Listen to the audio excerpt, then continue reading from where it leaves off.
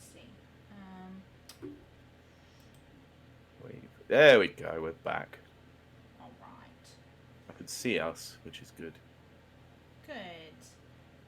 Hmm. Make sure nothing's muted. Nope, we're all good. Yeah. I put a message in the chat, Ciaran, that you may not have seen in the Twitch chat before the stream went dead. Kylie didn't quite understand it. You might do. I said, "Don't worry, chat. Kylie didn't go full partridge and shoot Ciaran."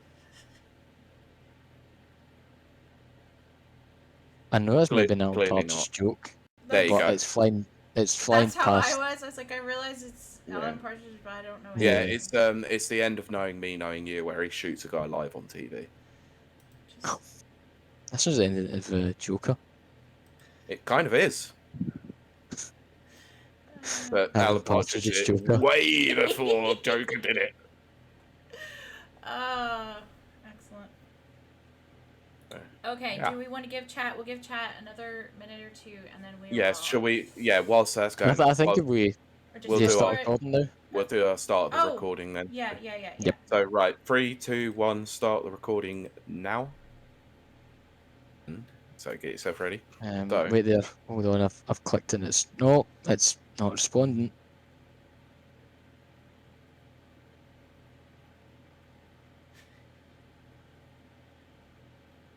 What's going on? So my Audacity says it's not responding, and they've got a little loading circle. Do a Control-Delete Task Manager. Yeah. Ending. All right, Kylie, stop it then. If you started recording already, stop. That's it. Yeah, just stop and then start a new one. Okay. We'll wait for Ciaran to be on the right page as well. Technical difficulties, we gotta love them. Let's try this again. Yes. Okay. Anxious moment. Right, so I've got it up again. I'm ready to start recording whenever. Excellent. So, Kylie, have you got your new file open? Or new one open? Yeah, cool. So, I do. right. I do. I do. I hit record. Did you want me to hit record? It doesn't matter, but you shouldn't have until I said, but carry on. So I'm going to start recording now. So Ciaran, you do the same. Boom. Okay. And 1, 2, 3, 4. 1, 2. No. Oh my frick! What? I don't know why it's like I tried to start recording and it's almost as if like they just crashed the app. The app just isn't having it. Okay, right. Go go file new and try and start a new one if you can. Well, it might be that it's trying to pick up on your old one that obviously crashed whilst happening last time. So Kylie, stop your recording and start a new one again. Don't start recording until I say so. God. It might even just be the case that this time I might just turn around and just say, if we can't get it working on this one, I'll just take the stream version for this week.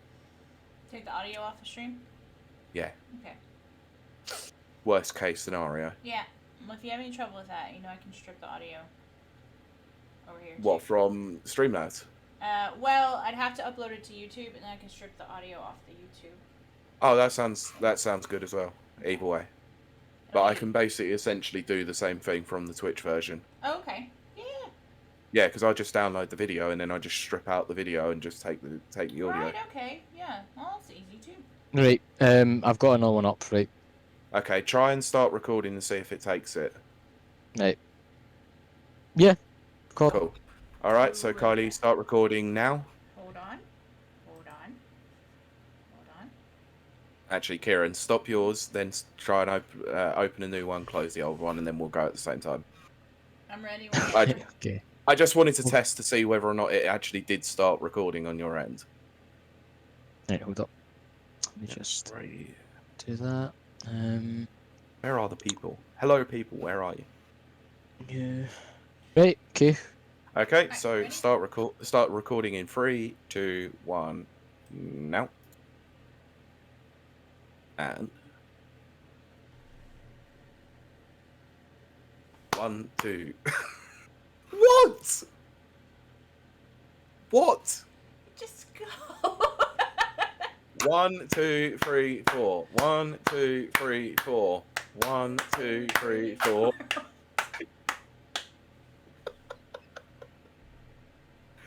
Thank you. There you go. There we go. Spicy. So, I jumped the gun a little bit in the first one. no, it's fine. So Like it's all I the said, excitement. it's literally so that I can see them in. I'll give you a screenshot later what I see on when I'm doing the editing. So, you'll see what I mean. You have like, you can probably see it on your file. You see where it's like spikes really heavily. Yeah. The sound is so like close to the microphone and intense. Obviously, it's just a good, accurate marker basically to level everything up. So, really Good up. boring audio speak there. But aside, some people get excited by audio. I'm one of those people. That's good. So, yeah. Anyway, shall we get this absolute mess on the road? Yeah. Look, we're an hour late. Right. Oh yeah. Okay. Mhm. Okay. Let me get my. Not even just an hour late. Like we're an hour behind of everything. Right. It's fine. Okay, so we are starting with the OLED model first, and then Ascen's next. I guess so, yeah, but we just kind of Yeah. the chat already what we're doing. I know, but they won't know. No, it's fine. It's fine. It's absolutely fine. Nobody's here. So That actually is kind of true. So exactly. nobody saw that. Nobody saw that. Do you want me to count in? I do when I get everything pulled up because I want to be exactly right. Okay.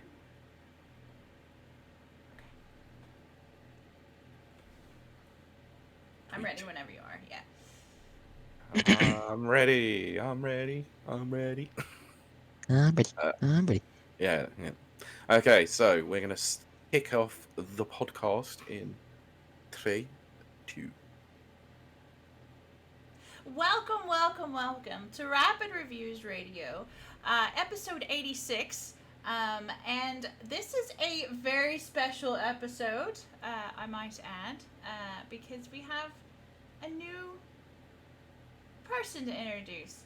I almost said warm bean, which would have been a callback to yesterday, and then Friday, and then no one would have known what that meant. So, instead, we're going to plunge right ahead. I am joined today by my ever-present co-host, Pete Beckett. Hello. And our newest addition to our podcast family, Ciaran. Howdy, folks. Ciaran, I didn't say your last name. I've never said your last name. It doesn't matter. It's how people want to be known on the internet. Ciaran is just fine, I guess. Right, okay. And then, of course, I will be your third wheel, Kylie. And we are going to just move right ahead into today's show because we're actually running a little bit late today. We had a few technical difficulties. And it looks like we're not going to have very many people in chat, but you're always welcome to join us over at twitch.tv/rapid reviews, where we have a great time and a welcoming chat. All are welcome. And I will stop hitting my microphone at one point in my life. But let's get things started. We actually have 2 topics today that we're going to discuss, which I'm quite excited about. And I think we'll just go right. Yeah, I keep thinking maybe someone will turn up in chat, but nobody has. So we're gonna go straight into it. Let's go straight into it, shall we? Pete, do you want to give us a little background on the first topic? Yes, so we are talking the announcement that came out this week at Nintendo are releasing a new version of the Switch, called the Nintendo Switch OLED model. Yes. So to run down some of the specs that we have for this new exciting product that is not a 4K Switch, is the fact that it now has a 7-inch OLED screen, removing the black bezels that were on the original 6.2-inch LEDs or LCD screen. It comes in a white color scheme or neon red and blue. Battery life between 4.5 hours and 9 hours, depending on the game. Charge time of 3 hours whilst in standby. Has a new kickstand, which is very much like the Surface Pro tablets or anything like that. There is new sound associated with it, but it's not properly explained what the hell it even means. The dock has been changed a little bit, so it removes the USB port in the back of the dock and replaces it with a LAN adapter, and that's about it. Right. Also, it is £310 in the UK or $350 in the US, and it's due to release in October 8th, so to coincide with the release of Metroid Dread. Right. Well, as our sort of resident Nintendo expert, mostly because Ciaran and I don't really play Switch. Yeah, you Xbox own one, and they've took it out of the box. So let's move on. I took it out of the box, and I made an account so that we could have a Smash Brothers tournament. And I missed what Ciaran said. What did you say, Ciaran? I just said Xbox gang represent. That's right. Yeah. Well, I'm glad one of us is not moving on. I'd realised halfway through that I'm a bit of an apologist when it comes to Nintendo. You are. So yeah. Yeah.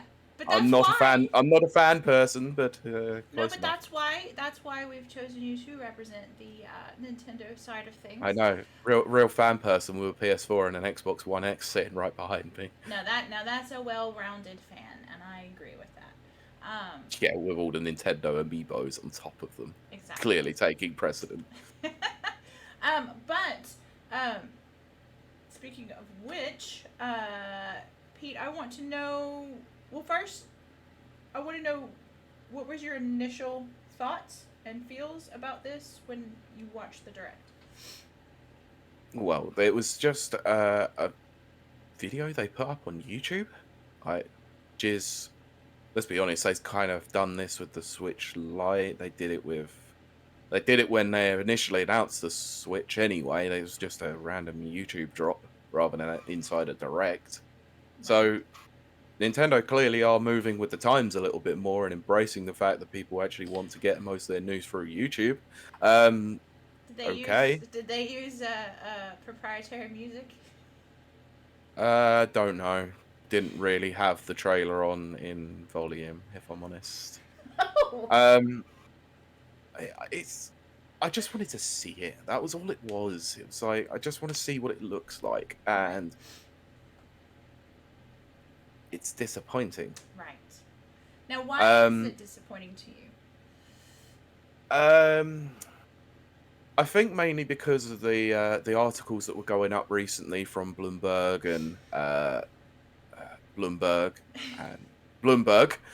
who pretty much levied the Switch Pro rumors all the time, including various insiders like Schreier, Nate the Hate, and a few other notorious leakers. We're all giving this impression that we're going to get DLSS, 4K, and OLED like screen, which, let's be honest, the only thing that really happened was the OLED screen. I think it sort of put the expectations up in some gamers a bit too high that Nintendo clearly weren't ever going to deliver on. Let's be honest. When was the last time that Nintendo really went after being the dominating person in terms of tech, or the dominating company in terms of tech? That is actually what I want to get into next, but I actually want to ask Ciaran as a outside observer of the Switch Nation. I was gonna say Switch cult, but I think that's too mean. Well, it's definitely not a cult. There's 80 million people in it. Right. But did seeing the specs or anything move you, Ciaran, to buy or to want to buy the new quote-unquote Switch?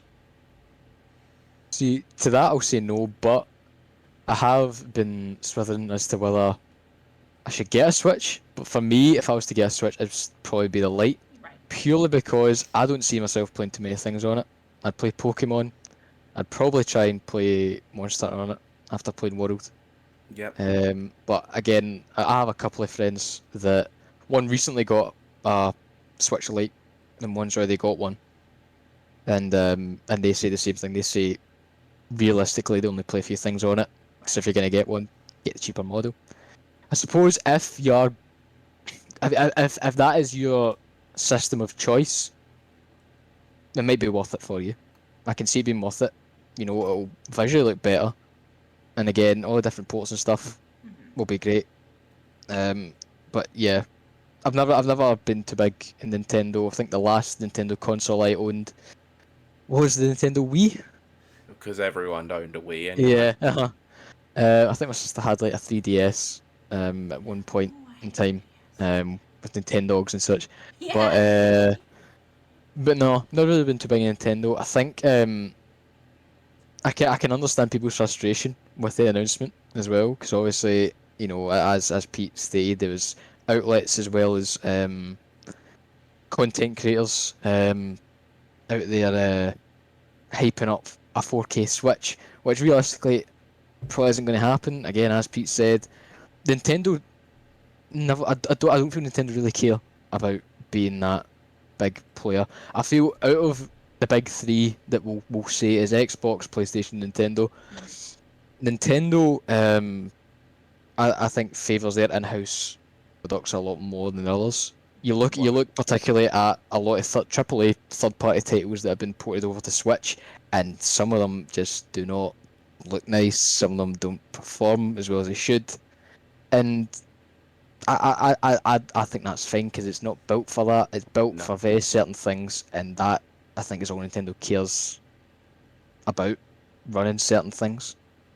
Mm-hmm. As that, I'd say it is the casual player or the family player's system of choice. Of course, with some pretty excellent games on it. Don't get me wrong, excellent games. Yeah. But yeah, I don't see this announcement as too much of a surprise. Can I ask a question, Ciaran? Because I really want to know this. Okay. Your friends who have recommended you to pick up a Switch Lite. Yes. I hear this a lot, and they're like, I want to get a Switch, but should I spend the £280 on a Switch? And you go, no, because if you're not going to play it that much, then just buy a Switch Lite. Right? I've never understood this principle. I never got it. Because the Switch Lite is smaller, it has a smaller screen. It's a 5.5-inch screen compared to the 6.2-inch screen. Like, the Joy-Cons don't remove, so you have to buy additional Joy-Cons if you want to play a game that requires a Joy-Con to be used. Like, it's going to cost you more money in the long run to actually buy one. So, I kind of can't understand why people recommend Switch Lites when you could just spend the extra £80 and have all the facilities available to you with the Switch model. So I don't. So my question is, why do people tell you crap information? So I'm joking, of course. Yeah. But... So you're saying why get the Lite when getting the Lite means that I'd need to get everything else to make it run like a normal Switch? Yeah. So you can't dock it. Obviously, you can't remove the Joy-Cons, and you don't have HD Rumble. I know they're not features that are massive, but you at least have the choice then with the main Switch model to do that. But I think that's just it though, Pete. They're things that me personally, I'm not too fussed. I don't really plan on you plugging it into the TV or anything, or taking the Joy-Cons off. If I was to get it again, I'd be playing it almost as if it's some manner. I mean, this is probably blasphemy. I'd probably use it purely as like some form of next gen Nintendo DS handheld. I don't mind doing that. Yeah. Because that's the Nintendo systems I'm used to, really. But that's what I mean. It's like the main Switch itself is a handheld still in that respect. It just gives you more option. I mean, at the end of the day, it's also price as well. Again, I'm not going to really spend that much money on a system I'm only going to play a few games on. Yeah, I can. That I can understand. Yeah. I get that. It's mainly price, Pete. Mainly is price. It's the same way, like, if you're not going to use any discs or you're not going to play that many games on an Xbox, then you're probably better getting an S because it's cheaper. Yeah, I agree and I disagree with that. I just for me personally, I just like having more options available to me, and that's why I would pick up a Series X. I would pick up the PS5 disc edition rather than the digital one, and same with the Switch. I'd buy the hybrid system rather than just the handheld system. But this is the point of what I was trying to get to, is the price of this new model. Obviously, That's where it's more expensive. I wanted to head next. Pete, Yeah, what did you think when you saw the price? Do you think this is worth it? Do you think this is going to put Nintendo back on top of the sales board? Can you stop asking stupid questions? No. No, I'm joking. Carry on. Well, I mean, but that's it. That's what I want to know. Like, bad price point, but I can understand why they're doing it. okay.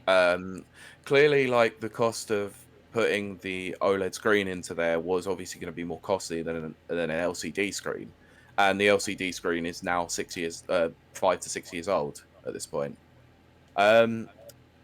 It doesn't warrant an extra 30 quid for me, or an extra $50 in the US. Right.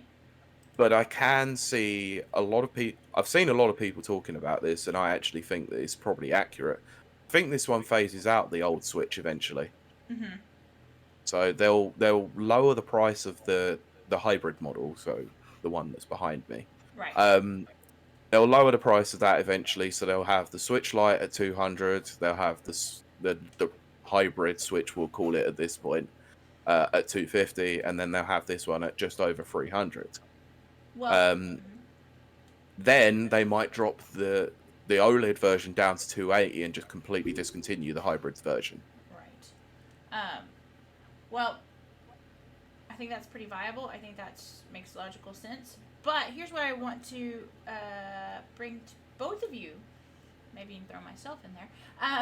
But let's talk about expectations and meeting expectations and having too high of expectations or too low of expectations. Ciaran, how do you think that us as gamers, how do you think that our expectations influence or don't influence what the big boys do in dictating the consoles that we get and stuff like that? In other words, what did player expectations dictate what Nintendo released with the OLED? I mean, most certainly not, because of course people were hoping for a 4K Switch, Right. and that was what the rumors were. Yes. But I think expectations and hype have always been a dangerous thing. More so recently with next gen, because I think, obviously it's kind of going more broad in general, but like with us now moving into next gen, I think people are still adjusting to the idea that, well, I say adjusting, people are forgetting that games now will take much longer to make. Right. There'll be longer times to test. That's why we've been getting so many delays and such. And then, but then people still expect a game to come out completely finished, which I can't remember the last game I played personally that actually felt finished. Right.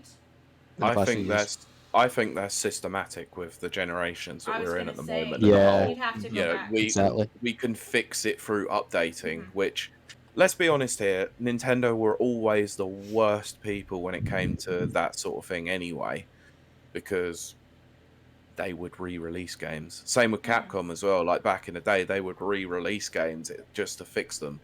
You know, Right. we looked back to the infamous 7 versions of Street Fighter 2 because they made balance changes, and each version was a full price game. Yeah. That's ridiculous. I didn't know that. That's ridiculous. Yeah, Super Turbo was the same price as Champion Edition, and they released like 2 years apart. It's true. Yeah, There but was, yeah, crazy. Yeah, but I think with Nintendo Switch, I think it was pretty divided. I think there was an odd funny tweet saying this new Switch is a total waste of money. Where can I buy it? Yeah. People will still buy it. Like that. Yeah. That's the thing. You have people that are fans of the company, but it's weird because you get two sides of it. You get people that really love a company and can call them out on their flaws and their mistakes, and then you have the other side, which are diehard fans that even in the face of certain death, let's say, they will happily, if their favourite companies to walk off a bridge, they'd follow them willingly. And I think let's say now because I think I'm in majority with the OLED announcement. It has been that kind of whimsical kind of right. They've maybe messed up here, but you know what? It's a new Switch. It's a better looking Switch. I'll still get it. And then you jump to something like Cyberpunk, and Cyberpunk critics out as they rightfully should have. But then it amazes me how many people stood by that game at release. At least I know they fixed a lot of it now, but at release there was no way to justify that coming out as a final product. No, absolutely not. But again, it was because so many people were expecting the messiah of all RPGs to be released. Yeah. Well, they had touted it that way though. CD Projekt Red had. Exactly. Whereas that brings another point in, Pete. Again, because some companies do hype it up. Whereas I was reading something earlier that somebody noted that Nintendo did a really good job of keeping quiet on this. Right. They really. They didn't raise the bar at all for this. Really, they didn't set a high standard. Just said that, you know what, there's something coming out. It's better. That's about it. Yeah, that's true. Like, they didn't make mention of it, but I call back to their recent shareholders meeting, where it's only just been translated into English now. But some shareholder actually did ask a really good question of Nintendo for once, where they said, is there any new models coming out at any point soon? And they went, we can't comment at this time, which usually for Nintendo is, yeah, we have, but we're just not mentioning it now. Because the last year that they had these annual shareholders meetings, someone asked that question again, and they said, no, we haven't. So they were direct and honest and upfront about it last year, but they were very coy about it this year. Right. And that was only a couple of weeks ago. Well, So they clearly had plans up their sleeves to release a new model. I think the problem is that because of all the reporting from Bloomberg and various other outlets and YouTubers, they may have just pushed their plans back a slight bit, because you notice in the trailer, all of the games that were featured were all games that were shown at E3. Right. So, do you think that gamer expectations are important to Nintendo, Pete? Historically. Historically, no, I don't think so, because I think they just do their own thing. They have done since the N64, let's be honest, because back then they were basically the market leaders. So Sega shot themselves in the foot massively with Saturn. Yeah. Sony were just coming up. Obviously, they'd released the PlayStation. They had that failed enterprise with Nintendo that got pulled at the last minute by Nintendo in favor of Philips, which that was the worst mistake they ever made, if I'm honest. And everyone, including Squaresoft at the time, were telling them to move to CD-based formats, and they went, no, we're not doing that. We're Nintendo. We do what we want. And they lost Final Fantasy VII as a result of it. Right. If they were playing to expectations or gamer expectations back in the GameCube era, yeah, I'm going to get boring. I know. No. I'm not saying that you're bored, Kylie. No, I'm not. I'm not at all. No. So in the GameCube era, they would have ponied up the money, and I hate to use the term ponied up, but they would have ponied up the money for Rare instead of Microsoft. Right. During the Wii generation, they would have released a HD console as a refresh mid-generation, but they didn't, and now they regret it. The Wii U. Let's not say anything more than that. But who in their right mind thought that in 2016 that a hybrid console / handheld would go on to sell 85 million units? Yes. Not one single person, myself included. I watched the reveal trailer for that, and I said, this will never work. The name is terrible. This looks awful. I'm worried about Nintendo because of the Wii U. The Wii U is a fantastic console. I'm not saying it's bad, but They didn't market it well. It was not good. It needed better But yet hardware. they did. But this is the point of it. The Tegra X1 chip inside the Switch is old already. It was Yes. already like it was already old. It wasn't very well optimized. But yet they've turned that into they've made it into, let's just say, the magician's hat trick. You know, how have they done it? How have they got certain games like Doom Eternal running on that console when they've just updated that game to 4K visuals, 60 up to 120 frames, but yet it runs on a Switch? Yeah.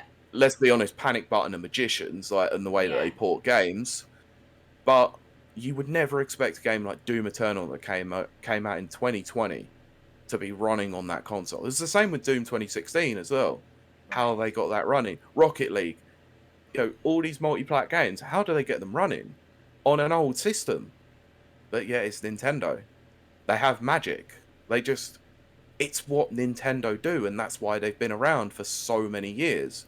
They always manage to surprise you. And this reveal is no less surprising than what they're used to. Because let's go with this. 4K, you know, we've got 4K, DLSS, all of that all going on elsewhere, and every single person turned around and said, we're going to have all of these in the next generation of Switch, and it's coming this year, and it's going to feature Breath of the Wild 2 as a prevalent game, or all those kinds of things.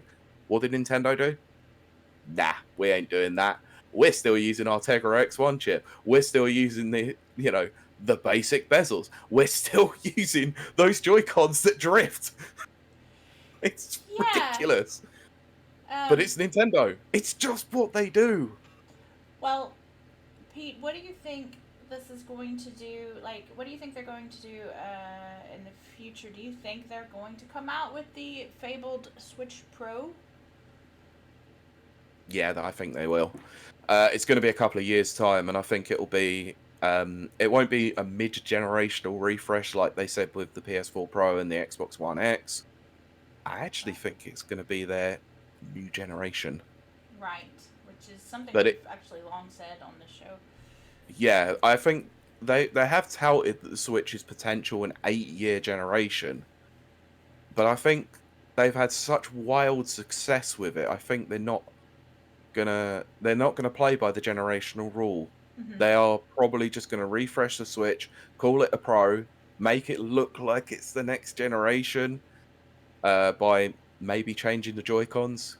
Who knows, they might even change the name of it. But what it will come down to is part of the Switch family, and it's still selling mega numbers, and it will go on to be one of the most successful consoles of all time over the PS2 because of it. This is probably true. Ciaran, I'm going to ask you a philosophical question. Right, okay. Do you think that the major players, the major companies, Nintendo being one, of course, have a responsibility to manage expectations of their buyers, of the gamers? I mean, of course, because, you know, there comes a point where you're exploiting your fan base. Think about, for example, Cyberpunk. They continued to hype that thing up, released it in an unfinished state after making a profit off of pre-orders alone. I'm pretty sure, was it not? It's like they made all their money off the pre-orders. Yeah, they made their money back just on pre-orders alone. I think it was like 13.5 million pre-orders. Yeah, like, that's not just false advertising. That is borderline exploitation. Yes. But as Pete said, Nintendo haven't really cared much about hyping things. I don't think they've cared much about hyping things up. I think they've promoted their stuff and they've done it well. But I think the reason Nintendo has succeeded is because of the community and fan base they've cultivated over years that stands by them. Yeah. Now how they cultivated that after all the decisions, as Pete said, is another topic. But yeah, I think Nintendo does it incredibly well. Especially, as Pete said, somehow they're miraculously getting things like Doom and that thing. Also, I think we. Sorry, Ciaran. Deadbeat Punk mentioned in the chat, which are free on the Switch. and all of its DLC on one cartridge. Magic. It's some real voodoo stuff there. It has to be said.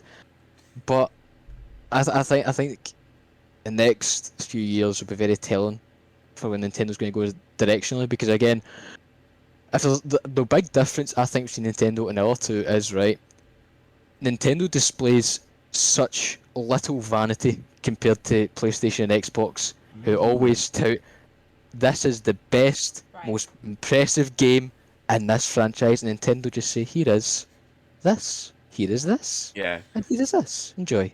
And that's all they really do. That's all they care about doing. And I think I appreciate that. That's 'Cause that makes what- me what- want what- to like them. Yeah. What that tells me is what Nintendo is doing, and that is showing a little more thought into their process of it all.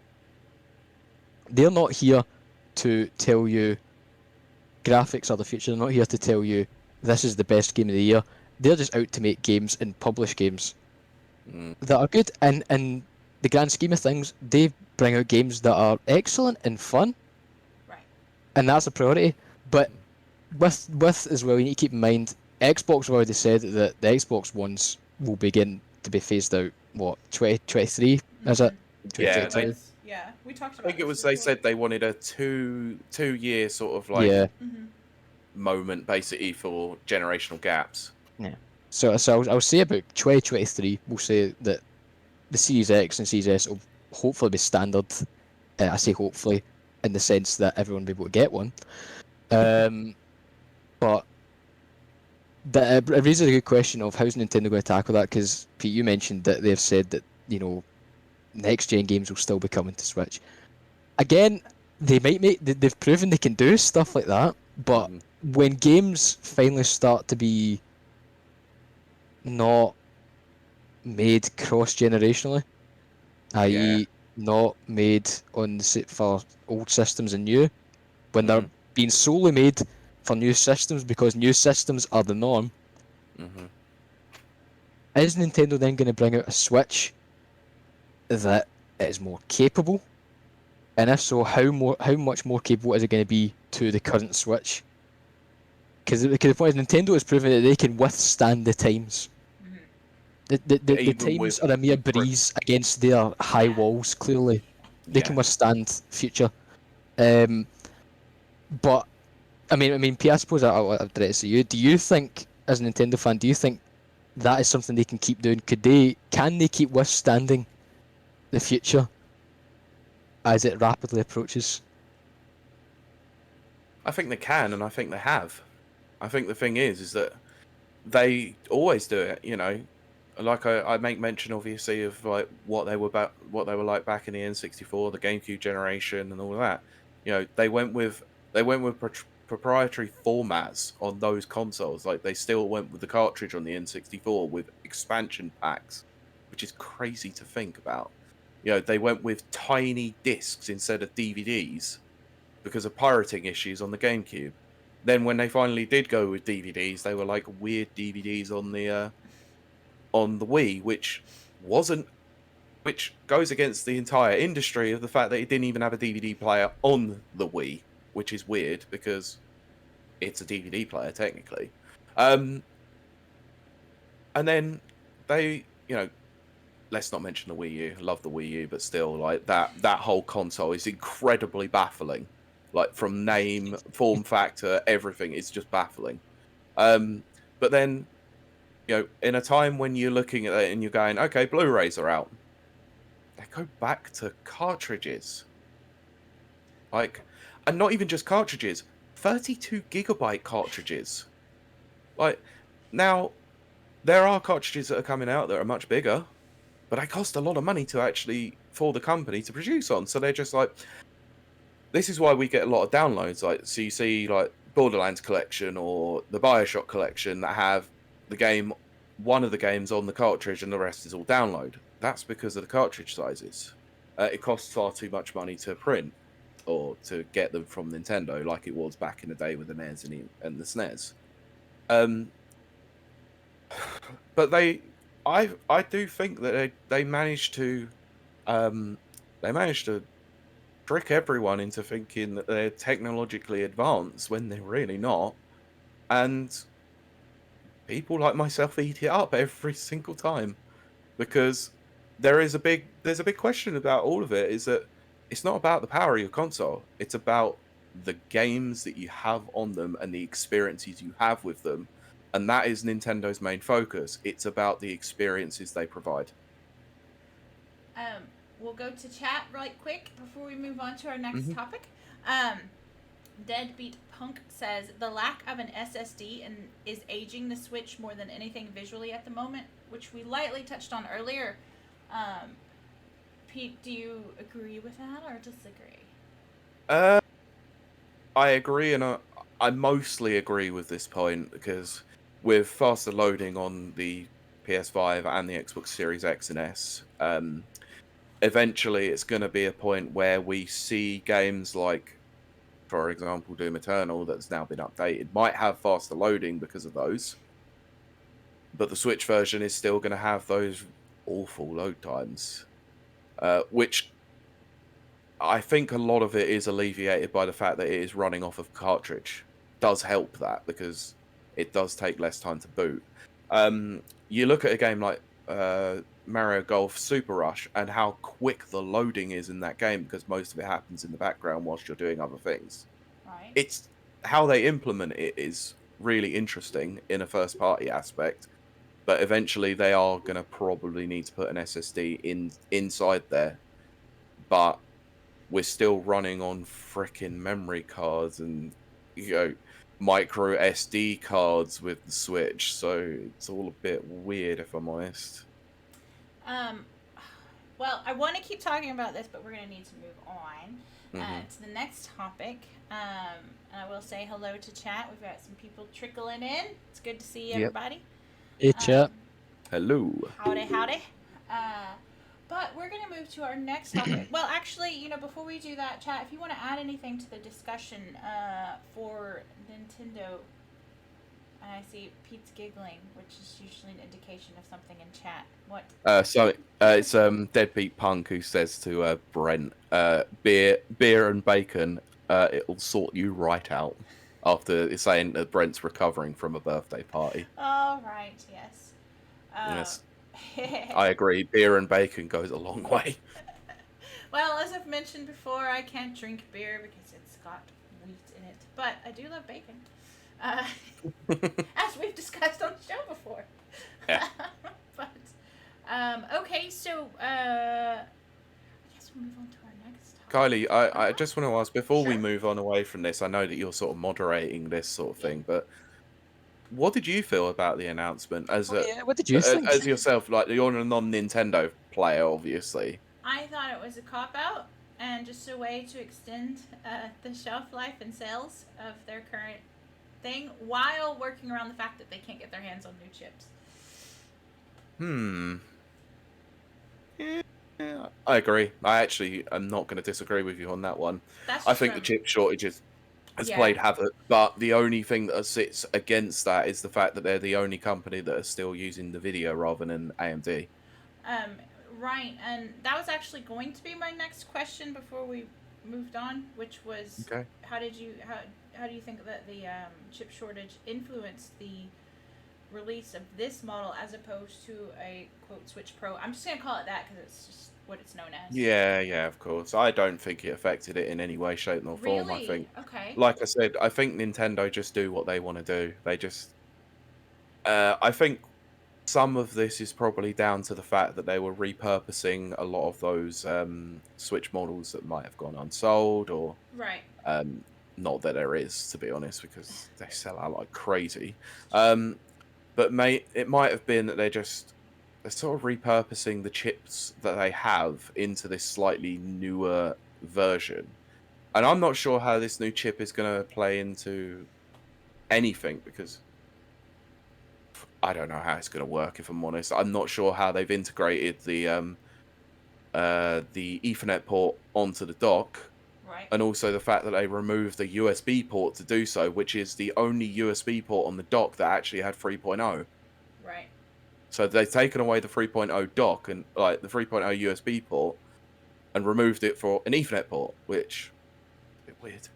But from what I've been hearing, and this is speculation completely, is that the old dock, so the one like I've got behind me, is a HDMI 1.4, which isn't very capable for any sort of 4K gaming. Right. So the speculation from some tech people is that once the new dock comes out for this new OLED model, yeah, that's my end. Don't worry. Okay. I know what you can hear, and I'm just like, I want to run outside right now. I was like, is that here? they never come to my house anyway. Yeah, I know. So, for the tech speak apparently is that the people who are interested in tech, they are going to tear this thing apart once it comes in, and they're sort of banking or betting that the HDMI has had an upgrade to at least 2.0. Right. Which means that it is capable for 4K gaming in the future. Right. Well, this is definitely a topic we will be revisiting as it unfolds, the new drama-rama of the Switch Pro.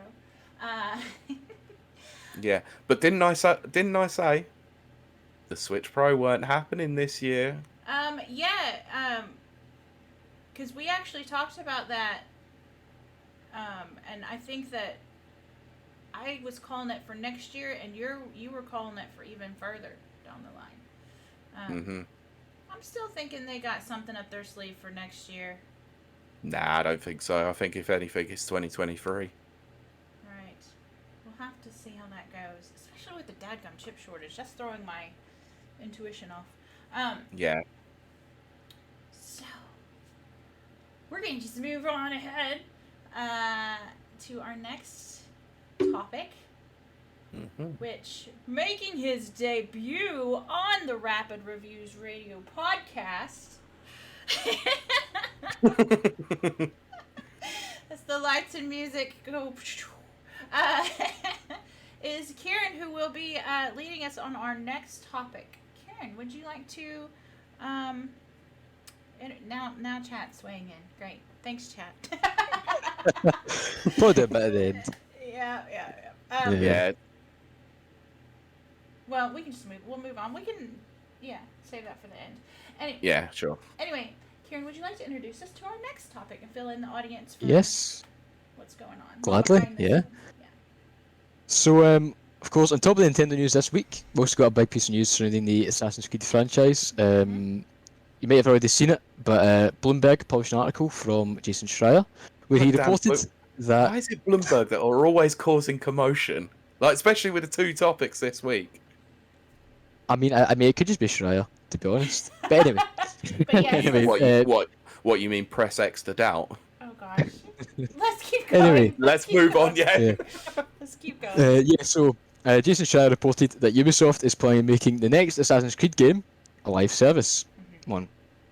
So according to Schreier, the project, which is internally known as Assassin's Creed Infinity, is setting out to create a massive online platform that evolves over time, which is pretty much the definition of what live service is.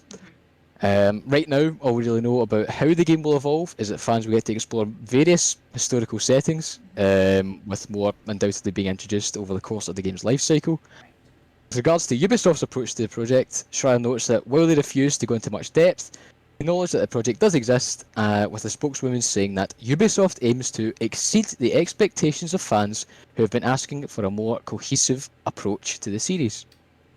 Ubisoft also made sure to quickly elaborate on the series' future as the story started to gain traction online. As well as mentioning the success of Odyssey and Valhalla, the blog post goes on to primarily discuss the various leads and Ubisoft staff that will be helming the project, the importance of multiculturalism and representation within its Assassin's Creed team, and why Assassin's Creed will be staying in the hands of the most recent studios to make a game in the series. Where before only one Ubisoft studio would be working on the next game in the series, so that being Ubisoft Montreal and Quebec specifically, having made Odyssey and Valhalla. Now both studios will be working on Infinity in what's looking to be a collaborative effort from both teams. In the blog post, Ubisoft claimed that the collaboration between these two studios will guide, grow, evolve, and define the overall future of Assassin's Creed. Now, given the level of success live service games such as Fortnite and GTA Online have had, it doesn't really come as much as a surprise that Ubisoft is looking to take some of their games, or at least one of their games, in a similar direction. Plus, apparently, after Assassin's Creed Infinity was announced, or perhaps insiders heard about it, Ubisoft's stock actually went up. So yeah, Oh dear. Jason Schreier also took to Twitter after the news gained significant traction to clarify and reiterate certain points about it, including the fact that single-player story content will still be a focus of it, despite the live service element, and that with what's looking to be kind of like a hub for different Assassin's Creed games by the sounds of it, different kind of, again, settings and stuff. He also made an interesting point that it could mean there's greater potential for the return of smaller, less expansive Assassin's Creed stories to be made and played by fans. Okay. So that's over the news. So what do you guys think about the news? There's about 5 different things in there that I would like to discuss. Oh yeah. But Okay. go ahead, Pete. What were you gonna say? I was going to ask Ciaran, what was your initial thoughts on this? Right. Whilst Kylie collates her questioning. Oh, I have Yeah. no questions. Okay. See, and initial thoughts wise, I'll just give a little general idea what I thought. I didn't find it all that surprising. The new wave of Assassin's Creed, so Origins, Odyssey, and Valhalla, I've played all 3, and Odyssey and Valhalla have, in retrospect, felt like the alpha and beta tests for this new model they're going for. Right. Valhalla in particular because, of course, now know that Valhalla is getting a second year of support and content, which is a first for the franchise. Yep. I think people did expect that, but it's through leaks. But anyway, so I think that's interesting that they have been trialing this. It makes sense. Again, live service games are, publishers and developers' new favourite money-making scheme. I know I play a good couple of live service games, Destiny being number 1. And Destiny does it really well. Destiny has got an incredible overarching narrative going on right now. And see, using Destiny example, the thing with live service is bringing in new content over time is a process, an ever-evolving process. Because Bungie have got things wrong, they've done things really right, but the Destiny 2 you have now, not the same one you had at launch. So it'll be interesting to see how, in a predominantly single-player game, this live service model is going to work. Because again, we have the microtransactions in Valhalla, we have the free content updates that come every so often, we get the big ones, the expansions. And that all does fit in with the live service model. If you think about MMOs and stuff, they bring expansions, bring content, blah blah blah. But it's the idea again that it's single player focused. Of course, the different settings, I'm sure, will add variety. But yeah, it'll be interesting to see how they do it if there's going to be essentially multiple games in one, by the sounds of it. Yeah. That's my general thoughts, so I'll go in more detail on the specific points I mentioned later. Yeah.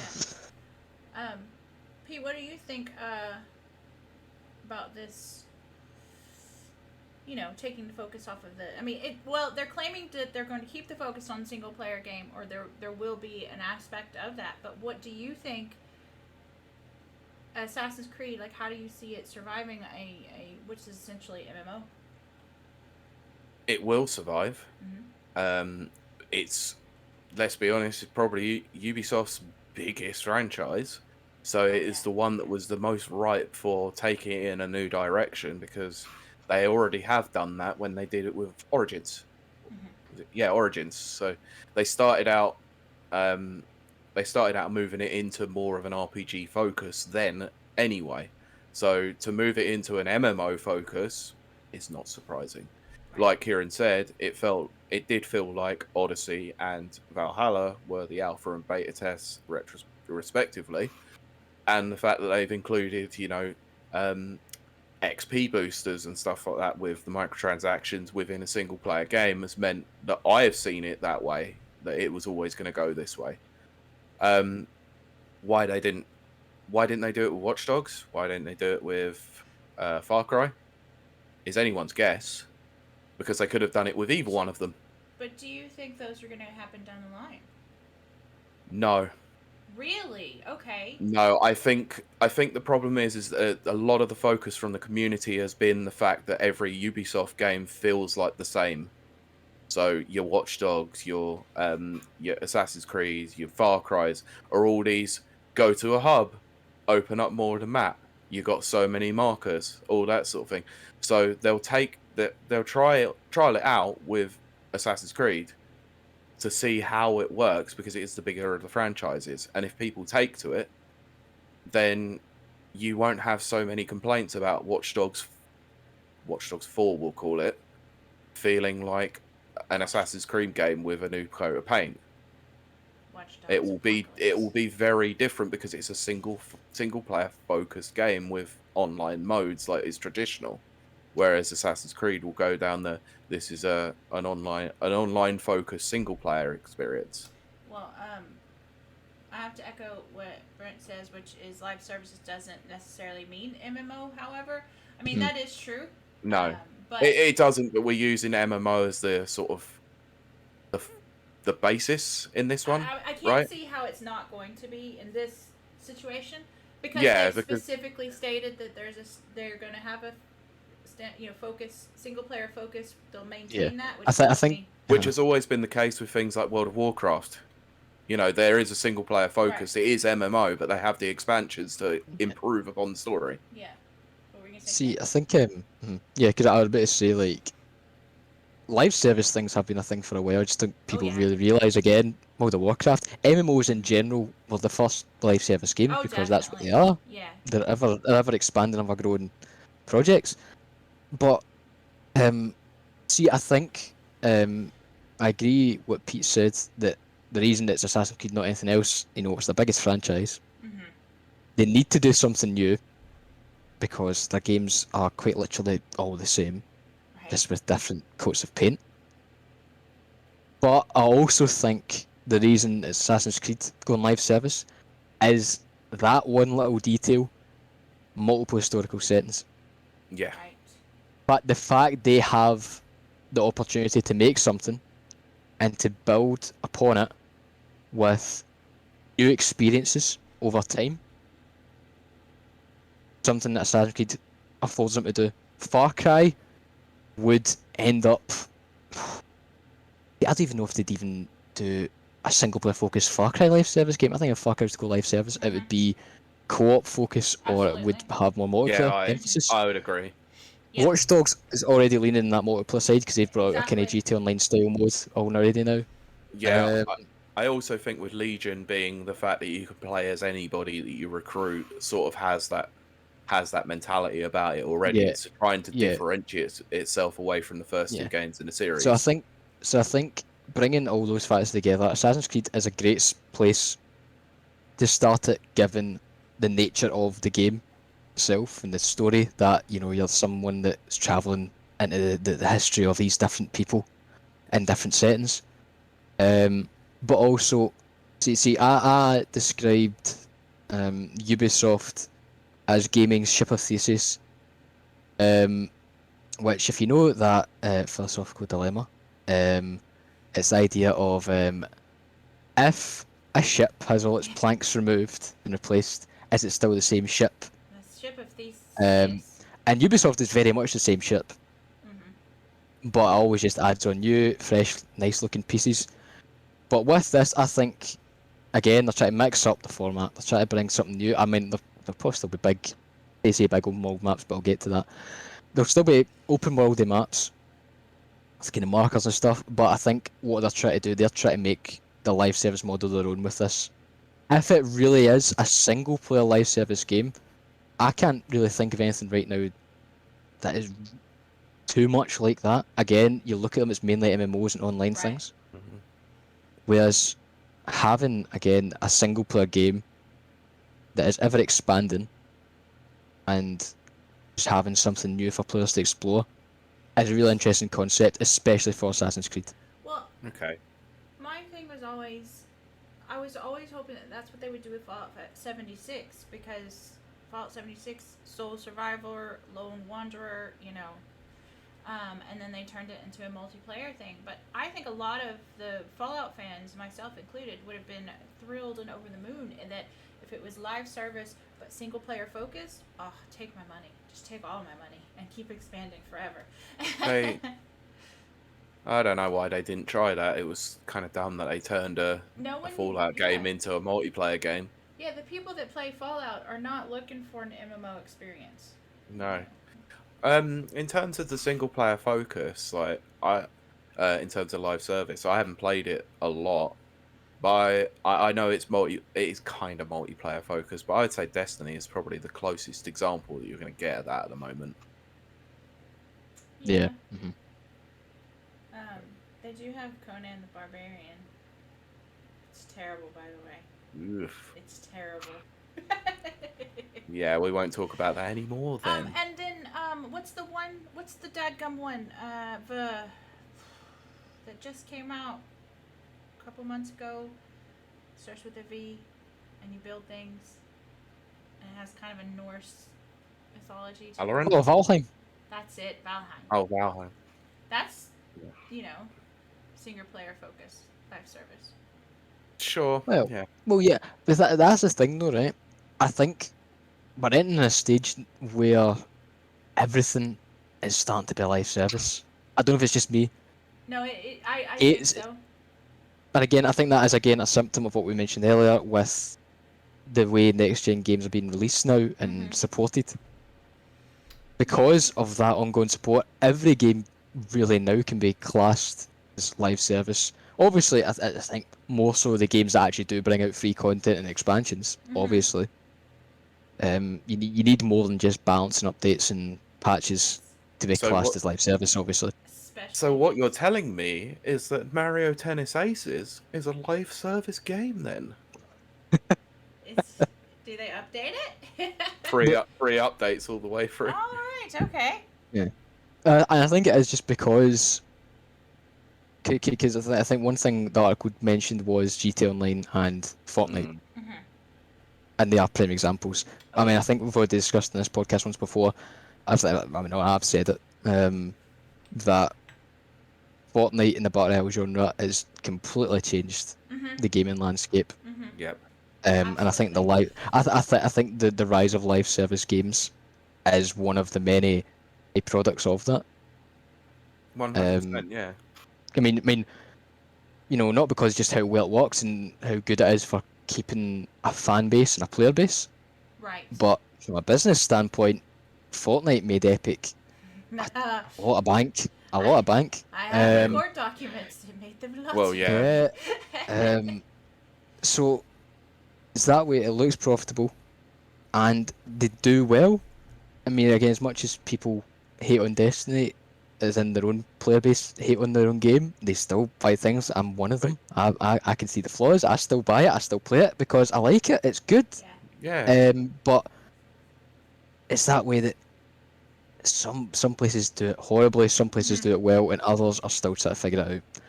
Well, that's sorry, Pete, go ahead. No, you carry on. Well, but my kind of question to that is same question I've asked in different forms on other things, but do you think this kind of live service model is going to contribute to low quality games that are just churning out just so they can, make money? Because they don't have to worry.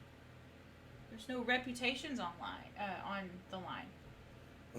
Well, this is the problem because they've chosen such a massive franchise that reputation really is on the line. But look what Fallout 76 did. It led to Bethesda, or ZeniMax Media having to sell to Microsoft. Doesn't matter. It's still a game that's still making money and it's still online and it does make money. That's what I'm saying. But bearing in mind all the inferior product. Of course, yeah, but you have to remember all the accusations and all the stuff that's happened at Ubisoft over the last couple of years. I wanted to mention their reputation has gone down the toilet in some respects. but yet people still buying their games. Yeah. So I think this isn't going to change anything. I think if you're a fan of Assassin's Creed, you're going to buy it. Right. Yeah. And I think it just happens with fandoms anyway. If you are interested, it's like Ciaran said, you don't like every decision that's made on Destiny, and I'm sure you definitely didn't like the fact that they vaulted a lot of stuff on Destiny 2. But you still buy it, you still play it, But- and you still support it. Very true, Pete. I did Your not like love the of the vaulting. IP alone is enough to So- make you spend money on it. But I mean, for Destiny in particular, it's more just for me. I love the story of it, and they've kind of reworked the kind of seasonal model that Yeah. there's a greater story emphasis, which Destiny 1 lacked heavily. But that's a whole different discussion. I'll go on a tangent if I keep talking. I think me and Kylie have discussed it before that there was like literally no story in Destiny 1. It's what put me off of Destiny when I first played it. I mean, is that way Destiny's story and universe is phenomenal. It's some of the most incredibly well written sci-fi universes out there. Original sci-fi universes out there. Destiny 1 just threw that onto their website through little cards you could read Yeah. after you'd done something in the gate, and it's no. That Whereas was there's been annoying such, to me. whereas there's been much greater story focus, particularly since the last expansion and all the seasons that have been part of this expansion. Much greater. That's where I still play it. But again, that's where I think that a live service Assassin's Creed can do well if there's a story emphasis. Because one thing I mentioned in my little overview was that on Twitter, Jason Schreier basically talked about a few things, mentioning first and foremost there was no mention of multiplayer to him, at least by people at Ubisoft. There was no mention. I mean, Assassin's Creed has multiplayer before, and it's pretty good. Assassin's Creed Brotherhood still stands up as one of my favourite multiplayer modes of all time. It's great just being able to like blend in with everyone, and everyone like the all different NPCs were just versions of you. And, oh, so cool. But anyway, I'm going off. Yeah. But in that, he also mentioned how he thinks it's great because there's greater potential for the return of smaller, less expansive Assassin's Creed stories to be made. If you remember, there was a brief stint where Ubisoft produced very small Assassin's Creed games called Assassin's Creed Chronicles. You had one in India, one in China, and one in Russia. And I know people have been calling for Japan, feudal Japan as a setting and stuff. But I think Infinity opens the door to bring really interesting stories to people without feeling as bloated as Odyssey and Valhalla. Because I got Valhalla when it came out and I only finished it like a couple of months ago. It's that way, you need to stick playing it. See, if you were to just only play Valhalla, you could probably complete it quite quick. Right. If that's all you played. But I got to like the midpoint, and then something else came out, I played that, went back to it, and I just lost the will. I did go out and finish it. It was a great game. It was a phenomenal game, actually. Really interesting philosophical ideas in the story that I really loved. But, yeah, I think stuff like that, even like small things like that feel like their own adventures, I think it does open the door for that, smaller experiences, and then that also gives off the idea, what if this is just a kind of gimmicky thing, whereas I'd love an ever-evolving story, but if it's all just individual little stories, I don't know, because what if there's one that has a really good character and an excellent narrative, but then that's all it is, and then they move on to the next setting. Now, so that also brings into question how they're going to work the introduction of new settings and new story elements. I think I might have a theory on that. Alright. I think the way that they're going to do that is I think they're going to go back to the old Assassin's Creed versions of stories where I know Desmond's story is over, but they might have a way of going back to him somehow, because I know his story is still up in the air somehow.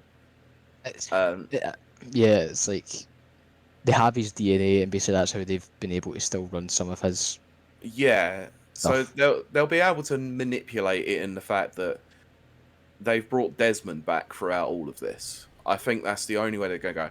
I know a couple of lapsed Assassin's Creed fans who haven't enjoyed the most recent ones because they actually really were interested in Desmond's story, more so than anything else that has come since.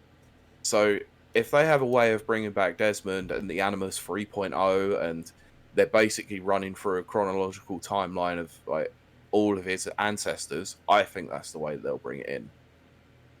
Kind of like how they did it back in the day, where obviously it was Ezio and Altair, and then was it Connor in the in Assassin's Connor Creed was in 3? 3.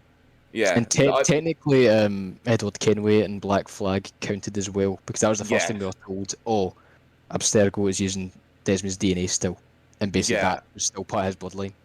I So- think that that for me is probably how they'll do it, and they'll introduce these new different time periods through that, and basically the real world, we'll call it, where you're running around as Desmond, is going to be the hub world. But anytime you go into the Animus is how the single player content will occur.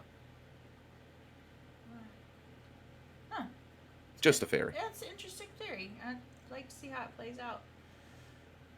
I mean, if they had good writers, then they probably would do that. Right. I mean, as I said, Pete, there's some good writing. I know Valhalla's got some great I'm stuff being in it. hyperbolic about it Yeah. because I've not played that many Assassin's Creed games. I lapsed after 2 because Brotherhood was just pure bliss for me, and that was it. I had no interest in carrying on with the rest of it.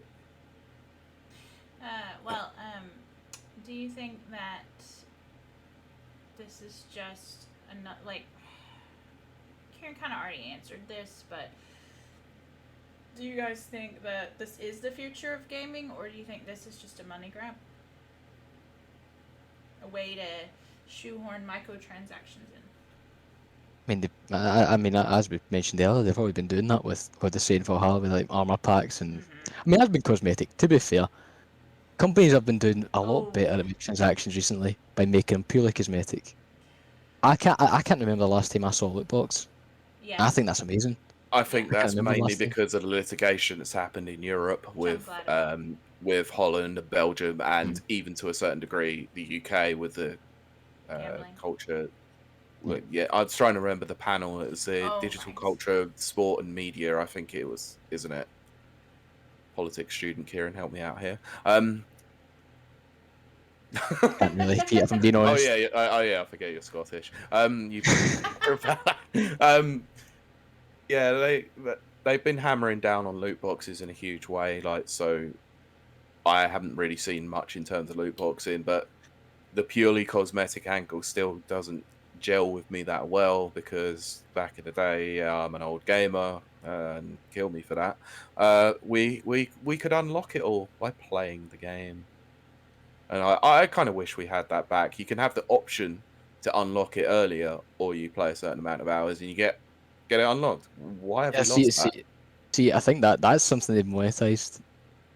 Like, Yeah, and I don't. That is a battle pass now. Yeah. Like, I don't. You can earn things in game, but pay You for have it to first. buy it. Yeah, that's what I don't Pay like. for progression. Yeah. I mean that's the thing. I do like the battle pass. I like the concept of battle pass. I think it is one of the core sustaining elements of a live service game now. Oh, Again, definitely. going back to Fortnite. Like, I Because agree without progression again, without a sense of achieving something and working towards something in the game, it just becomes stale. Yep. Fair I enough, agree. again, some games still do feel stale. I'm not a big fan of Fortnite, but I think that's just more the style of game now. Yeah. So I always found that with Rocket League, that having the pass available to me does give you a level of achievement in some respects, because you are, your levels are going up on the battle pass, or the rocket pass, or whatever they call it, and you can see actual genuine progression outside of the I've gone up from level 69 to level 70 that took me absolutely hours to do because experience is so low at this level. At least you can say, okay, I've leveled up on the battle pass because they're giving me different kind of experience. So yeah, I get it, but I do wish that we still had the option to unlock things without the need for a battle pass. But I suppose it's the double-edged sword, really, isn't it? Yeah. That's half the problem with it, is that I like to have more content available through unlocking rather than paying, but it does help with recurrent, expenditure, which is clearly what these company wants. They don't want people to just one and done. They do want people to be constantly purchasing stuff to do with it, whether it be cosmetics, a battle pass, or DLC. Yeah, the goal of live service is to hook people in and keep them coming back for more, which I am guilty of doing. I mean, it is a bit. It still is kind of gross because it's the way that you just put it there. It does liken it to gambling, and that's where I'm sort of a bit hit and miss with it. Everything in life's a gamble, Pete. Oh, I'm fully aware of that. I totally agree. I mean, let's be honest. Smash Brothers, like, I've purchased the DLC for that. That's a gamble because I don't even know who's coming. Exactly. You know, most of the times. We'll see. That's the thing, because again, where loot boxes were gambling because you didn't know what you were getting. At least with a battle pass, it's right in front of you. Yeah, they do actually disclose what's in there now. They never used to. Yeah, and I think and I really do hope that companies start to adopt Halo Infinite's approach to it, where if you've missed a battle pass or something, you can just go back and get it. Yeah. I did. And you can choose what you want to earn. I did admit that was a very interesting way of changing the formula up. That's, I admit, has probably become a bit stale now. Mm-hmm. So good on him, on Infinite or Halo Infinite and 343 for at least thinking about that. I thought you were congratulating Master Chief, so you good. Well done, Master Chief. Thank Well you. done. Yeah, well done, John. Congrats to him. Well done, John. For changing the battle pass. Yeah. No, I don't praise 343 for anything that they've done on Halo so far. So for this, fair enough. And the amount of work that they put into actually getting Master Chief Collection working, fair enough. They deserve praise in that respect, but they don't deserve praise for nearly screwing Halo. But anyway. Well, hopefully that will all be fixed here in a few months. Look, I'm sitting here as someone who's not a Halo fan, looking at you two going, I really hope you get the Halo game that you want. Because Halo is a legendary franchise. Sorry to use a pun, obviously. I was going to say, that's a terrible pun. It is terrible, but at this point, how many people are gamers who don't know Halo? Halo is massive. I would say it's like the AAA sort of tier level of like games that are recognized by most gamers. I mean, look how many people still play Master Chief Collection. Like, look how I'm pretty sure when that first came out in Steam, that was a top seller for weeks. Oh, it was, but they did help that by obviously kind of remastering them in some respects. The remaster, Chief. That they so should have called it that. They should have called it. And I know Kieran's rolling his eyes right now. I don't care. They should have called it that. It was a perfect opportunity. So much for me trying to keep this serious. But no, sometimes you need a comedic moment. Yes. Chat, if you want to weigh in on anything, because we'll be wrapping up here in a few minutes, just because we were so unbelievably late. Yeah. Kelly, have you got any more thoughts on this? You don't seem to be, you know, I feel that you're just giving it off to me and Pete here, but you're trying a valued member of this podcast too. Yeah, you're trying to be Switzerland in all of this. We don't need Switzerland right now. We need your opinion. Well, I think that a lot of the grouchy people online that were mad about this, they were weird to me because it seems like an almost inevitable evolution into this final form. Because I mean, it's like think about Elder Scrolls, which I've mentioned before. I mean, it just what, Pete? I can't believe we didn't mention Elder Scrolls Online throughout all of this. I thought we did. No, we didn't mention it. Right, we didn't mention it. But see, my problem with Elder Scrolls Online is, right, I think it's great. I go back to it from time to time. But you really need to own those expansions or pay for ESO Plus to get the most out of that game. Oh, you really do. And that's what annoys me about it. You know, as much as, again, I buy the big expansions for Destiny, that's, like, so intermittent. And I don't know, it's that way where there's that much content in ESO now. It seems daunting to me. There's that much. Whereas with Destiny 2, I got in, not at the ground running, I started playing that when it became free. but right, I've right, got right, every yeah. expansion. I've got every expansion since Shadowkeep, which was the one before this one. Yeah. And I've just played it since. I think I've played most of the season. I think I missed a couple of seasons out because I went off it a bit, but yeah. I'm also surprised that we didn't mention Final Fantasy 14 as well, like how Oh, rough that right. was and how that's Yeah. become basically a single player MMO, which is ridiculous. Yeah, there's people that absolutely adore that game. Yeah, I'd get told off in Together We Play if I didn't at least mention it once. Right. But ultimately, I I mean, think. oh no, you go. Oh, I was just gonna reiterate that ultimately, I think that this is just the next step. I don't think that. It's weird to me. For me, it just would make logical sense to make this leap, and yet people were really giving out online about how disappointed and Assassin's Creed is dead, the franchise is dead. I'm like, but like how? Like how? Yeah. That's the thing. I agree with you in the point of right. It's hard to be mad about it because it's inevitable, but I think it's hard to be mad about it because it's got so much potential. Again, Exactly. I think the gimmick of Assassin's Creed is what gives it potential. Yes. The Yeah, idea that it's all about 100%. exploring history. Absolutely. It's the gimmick that makes it so tantalising at this point in time. Obviously, we won't see it until like 2024, I think. Like we said, agreed. But the that timeline. that was always what interested me about Assassin's Creed games in the past, was the fact that you had this whole new area to explore with every different game. You know, you had a new protagonist, you had a new area, you had a whole new story. And with a live service, you have that potential to come back again. Whereas the later games, obviously, like, Origins, Odyssey, and Valhalla, for me, I don't have the time to put 35, 40, 45 hours into a single player game. Whereas the way that these expansions might work, they could be about 20 hours. And I have about 20 hours usually to do that. And then if there's an expansion I don't like, I won't buy it. If it goes back to the old school formula, I've got no problem with it, because those are what I enjoyed more in terms of Assassin's Creed. These newer ones are not my bag because they're more RPG like. And look, each to their own. I'm not a big fan of RPG like elements in my games. If I'm gonna play a third person action adventure game, I just want it to be an action adventure game, just without all this.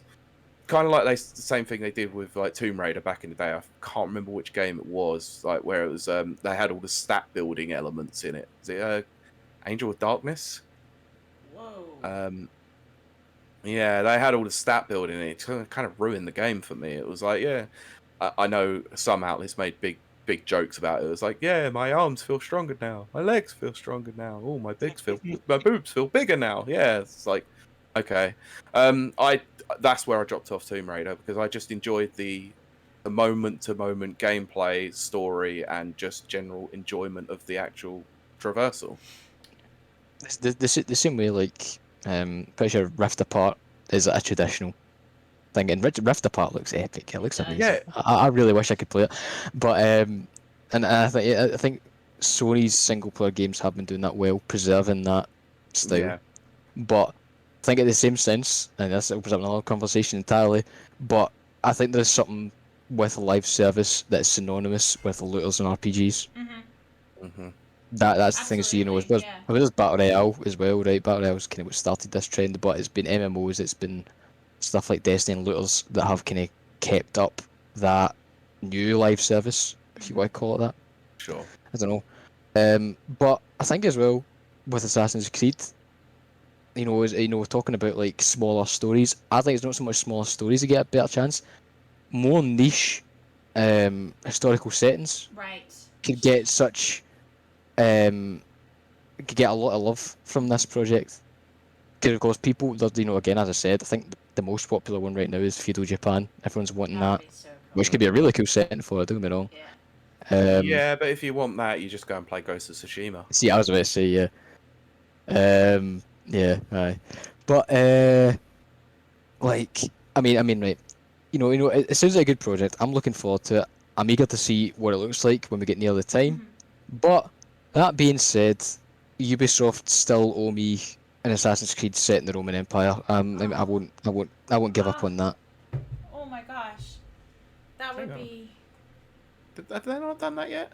No. See, Origins technically, one of the DLCs in Origins was like set after the main story, and you did meet Julius Caesar in Origins. He was a historical figure in it. Yeah.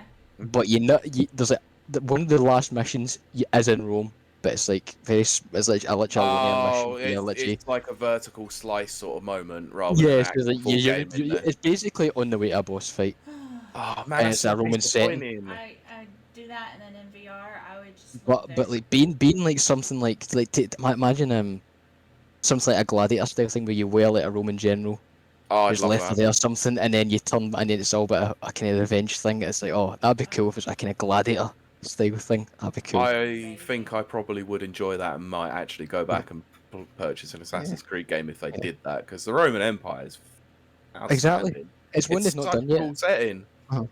Plus, they've already got like a very big assassin character in Rome, as we know from Origins as well. I won't spoil in case anyone hasn't Sure. finished it. But there is a big character. There's also teased in Assassin's Creed Brotherhood, I think it was, one of the statues of the famous assassins, one of them. We actually know who it is now. And they were based in Rome. Yeah, I did remember seeing those statues and going, Yeah. oh, I can't wait to see this one. So well, that could be one of the settings in Infinity, and it could be very self-contained. With this character I'm talking about, which would be really cool. Oh, definitely. I wouldn't mind one last hurrah for the Valhalla Odyssey style big massive things. Even do it like Assassin's Creed 3. Assassin's Creed 3 you could travel to different parts of America, and there's like small little maps. Because again, the Roman Empire was massive. So have one set in, I don't know,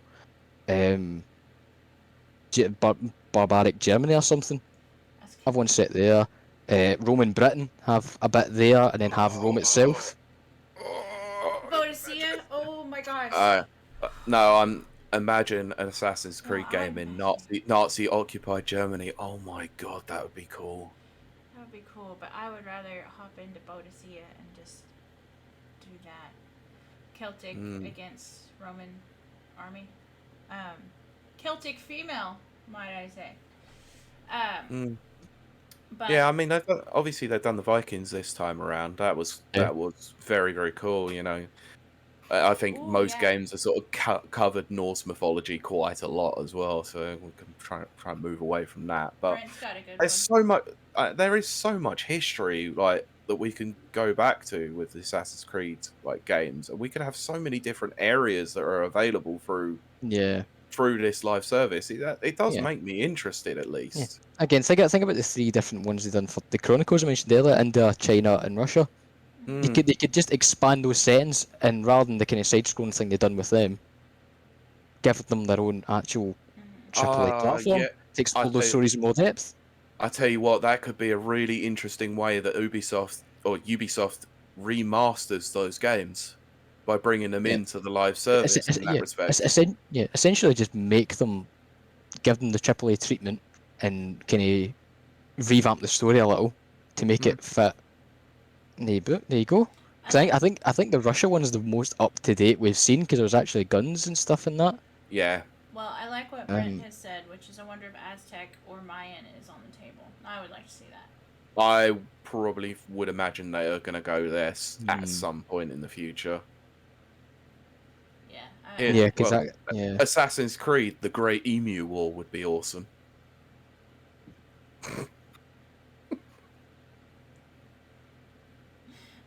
Yes. You've got to represent the Australians somehow. Oh goodness.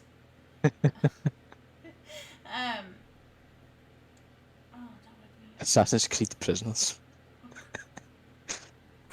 Just crashing out in Australia. It is basically just Black Flag, except you don't explore anywhere. You're just on the boat the whole time from England to Australia. It's a fight for survival in one of the most hostile continents in the world. Yes. Yeah, where everything and anything will kill you, including grass. Yeah. That'd be cool. That'd be very cool. So yeah, I did notice in the chat as well that it didn't take very long for Brent to mention something to do with Warframe. So very much that's not a popular one. On point with Brent. So thank you. I did want to mention Warframe, but I haven't played it enough to know that much. But I did know that it's mostly single player focused with an MMO sort of skin on it, basically. Yeah. Alright. Well, All right. Anything else from the chat? let's get some little chatty, or we'll wrap this up. Well, it's No, the that's it. podcast for That is it. So yeah, we can wrap up the podcast section if you want. Right. Well, I want to thank our lovely, lovely listeners and watchers for joining us, and for joining Ciaran in his debut, his debut. Yeah. Debut. What have you said? You've been well behaved. You've been well behaved know, this I whole have. time, and you got to this point, and it was just like descended into chaos. I kept a lid on everything, and it was very difficult. I know. I could see. I was appreciate the trying. effort. But we do thank our wonderful listeners and our wonderful chat, and everything is wonderful. Come join us at twitch.tv/rapper reviews and hang out and chill in our chatty chat. And I'm trying to think right quick. Oh, yes, if you catch this week, please feel free also to come check out our Discord, our podcast Discord, as we're trying to get a custom lobby of Fall Guys together. Because that would be fun, and mostly because I want to watch Ciaran drag Pete. And then, Yeah, I'll be honest. I want to watch that too. and then let's see. Yeah, Brent adds that the basic matchmaking settings for Warframe are public, friends, or solo. So, hey, if you're out there, we've mentioned Warframe before. If you're looking for a good little, I say little, it's not little, it's big. Massive. Yeah, massive. Solo game, go check out Warframe. And I think that's gonna do it for us. I might make an appearance this week. Pete, you might make an appearance this week, or no? What? Appearance of what? Streaming. You were talking about last week how you wanted to increase your streaming. I might do. I'm not sure yet. I clearly need more practice on Fall Guys, so I might do a Fall Guys stream. All right. Well, that's cool. And then, Ciaran, you know, if you ever want to stream, you're welcome to stream on our UK channel. And I think that's going to do it for us. At least the podcast. So what are you going to do this week in terms of your stream? Are you finishing Rocky? I don't know yet. I'm going to make an appearance because I need to. But I don't know what I'm going to stream yet. Fair enough. Because I'm not sure whether or not it goes out in terms of the podcast stuff at the end, do you want to let everyone know where they can find you personally on social media? Okay. Throwing me off now. I thought we had that inserted at the end. I don't think we do. Okay. Well, no, then, we have all the Rapid Reviews Twitter and the not the podcast personal one and stuff. all that, but not our personal ones. Okay. Well, Ciaran, let us know where everyone can find you out there in Never Neverland. Yeah, just find me mainly on Twitter, at the McGinn, where I do reviews for Rapid Reviews, obviously. I can retreat here. Yes. I am when called upon. And also well, I every have week my own... now, my friend, every week. And I also have my own personal blog where I do mainly reviews, but I'm trying to branch out for games, movies, and TV. You can find a link to that in my bio on my Twitter, which is, once again, at the McGinn. So yeah. Double E, by the way. Yeah, double E. I know. It's Shakespearean. Pete, what about you?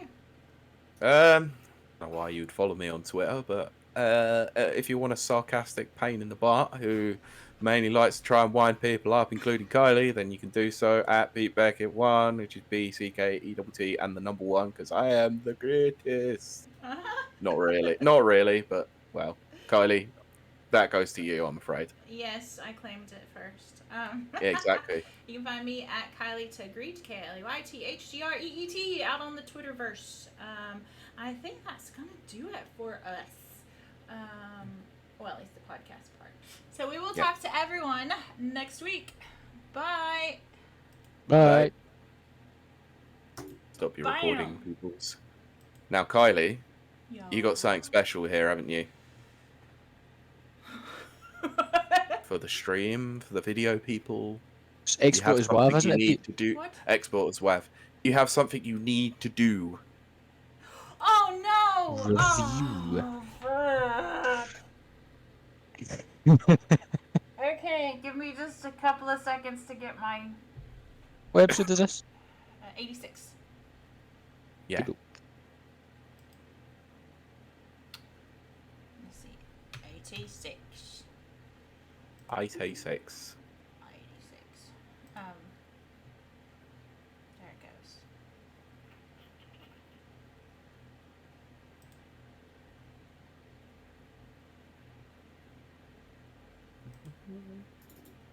It didn't take Brent very long to mention that Warframe was a game of the generation. Yes.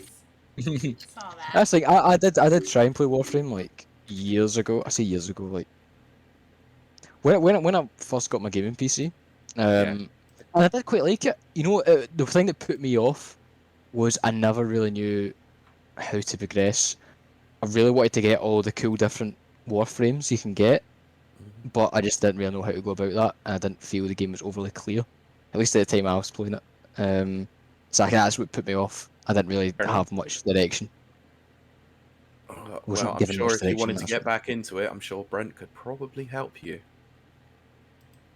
I mean, the guy is probably probably one of the biggest experts on the game that we know.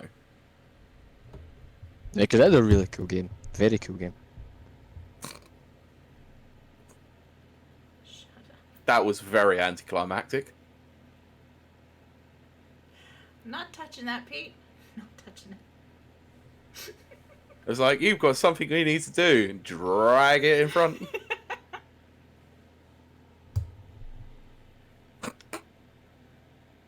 No, Stop it! I'm not touching that one then. Oh, this is my life. Now or never. Yeah, I was gonna say F my life, but literally my life. My life. Literally my life. Okay, let's see.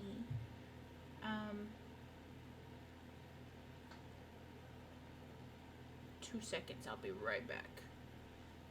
Okay. Talk amongst yourselves Good when one. I figure out what I'm Yeah. doing. So good show tonight, guys. Yeah, quite good.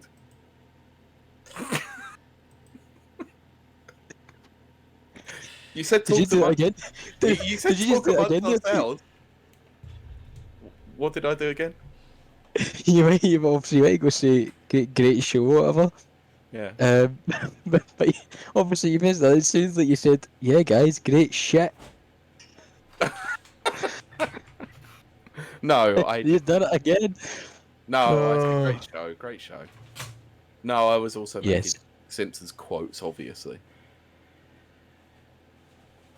I What need has to see happened? chat 'cause I've not. Like, what has happened to this stream? You know, Kylie's like big screened herself like massively. Like, it's just her No, it's just red background. That's the sidelines. Yeah, I can see that, but it's just we see a big red background.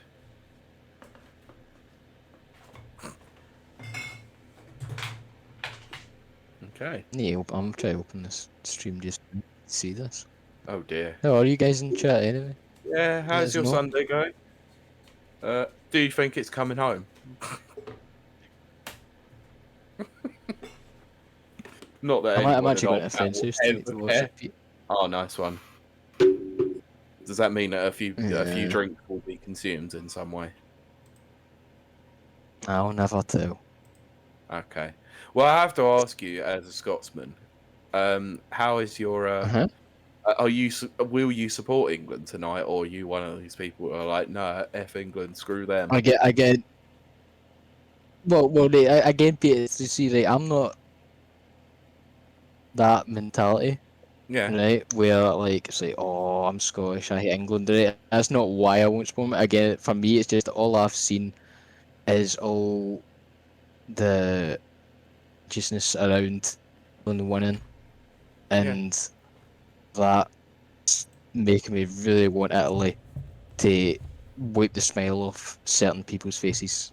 Again, though, that group of fans that have seen been getting all the spotlight and all this, yeah, Yeah, That's no, what for me, Pete. Again, it's not against England or that. It's just the reception to all. yeah, I get that. I know there are It, certain people out there who are like, oh yeah, Scotland, screw them, sort of thing. I'm not like that. I actually I'm very supportive of the home nations until they play England, of course, and then I'm yeah. like, I want England to win.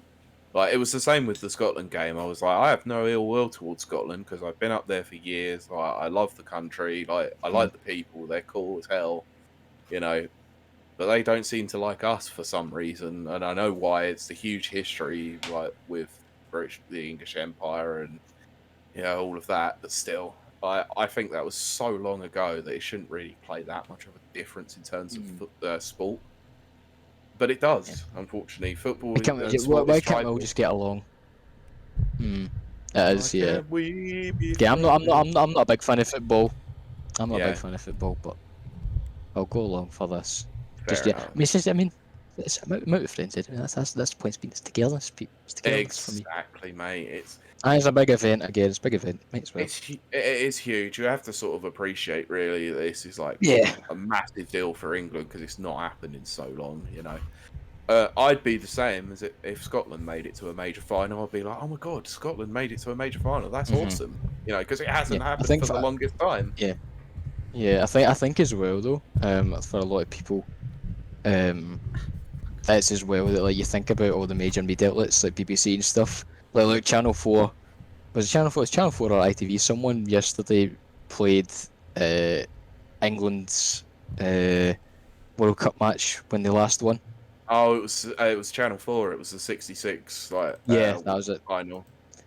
And like, I think it's a bit overboard as it is, but like in the same sense, like I think there's just this idea that the BBC and ITV, I don't personally, I don't think they'd hype Scotland getting this far as much as they do England. That's a personal They opinion. I don't think they would. they never do usually. Yeah. I think this was one of the very few times that I remember the BBC actually talking about Scotland, and it was like Scotland made it to a major final for the first time in X amount of years. It was like, wow, they spoke about Scotland for once. Yeah, And exactly. I think that's where the mentality comes from, Pete. Really, well, a lot of people, I think it is that like you yeah, support home nations, but when like all the attention's on one for a lot of people, if that's how people perceive it, it's well, hard. It's hard. I think the perception is mostly there because we're one of the only home nations that was actually qualifying for major tournaments for a long period of time, and that's not down to Yeah. Scotland, Wales, Northern Ireland, or Republic of Ireland, because I even include Republic of Ireland in home nations, even though we shouldn't. They are Irish, they still count, Yeah. and it's like We're the ones that separated them. exactly. So it's like there should be a focus on them, but they don't, and it does feel very weighted towards England, and I can understand why people get so peeved with it. So, like I said, it was nice actually having Scotland be the attention for some of it now as well. Especially when it came up to the England-Scotland game. I love those kinds of games because the Oh yeah, rivalry is yeah. always It's always intense. good. Yeah. And for me, It's always fun. the rivalry is always playful more than anything to me personally. I know there are some out there who don't see it that way because I've seen a lot of Scottish people all going since that Scotland game and since Scotland went out. And that's not an indication on Scotland. That's not me going, Scotland went out at the group stages. No, I wouldn't go further. But every single not I say every single. I've seen a lot of Scottish people turn around and going, well, every game that England are playing, I'm supporting the opposite team. So they've been Scotland fans, they've been Germany fans, Oh yeah. they've been Denmark fans. A lot of people. Yeah, yeah. I know one of my friends has got like you see a lot of Scottish people have got the Italian flag in their Twitter handle right now, or Twitter name. I've got pretty much that is pretty much my Twitter right now. A lot of Scottish people I know with the Italian flag and the Scotland flag in their name, but also some people also try to like change their name into Italian. So it's like it's some guy was like something like he's like Andy Roberts or something, right? But he changed his name in Twitter Antonio Roberto or something like that. Yeah, Antonio Roberto or whatever. Aye, it's like stuff like that is what you see just now. And Antonio Di Roberto or something. Aye, something like that, yeah. Yeah. So silly. I don't get it. It's like, okay, I know you don't like England, and I know there's history, but come on, it's just football. It's just football. It's just sport. I think that's the problem, but I think the problem is a lot of people that watch football don't see it that way. It is very tribalistic by nature. I get it. It's why I'm not a big fan of it. Personally, it's just the culture around it that puts me off it. Personally, I get that. At least basketball is decent in that respect. I guess. Yeah. I mean, don't get me wrong. Basketball is heavily capitalist, which is something I'm also against. But that doesn't. I suppose if I lived in the US, I'd probably have a different perspective in basketball because I imagine it might be the same over there. With the teams, because I know some players have been subject to abuse, like walking out after a game.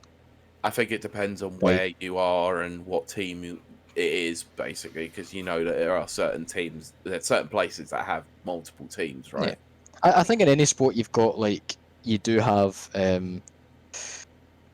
fans that go a bit too far, hurling abuse at players and being a bit overzealous in their support.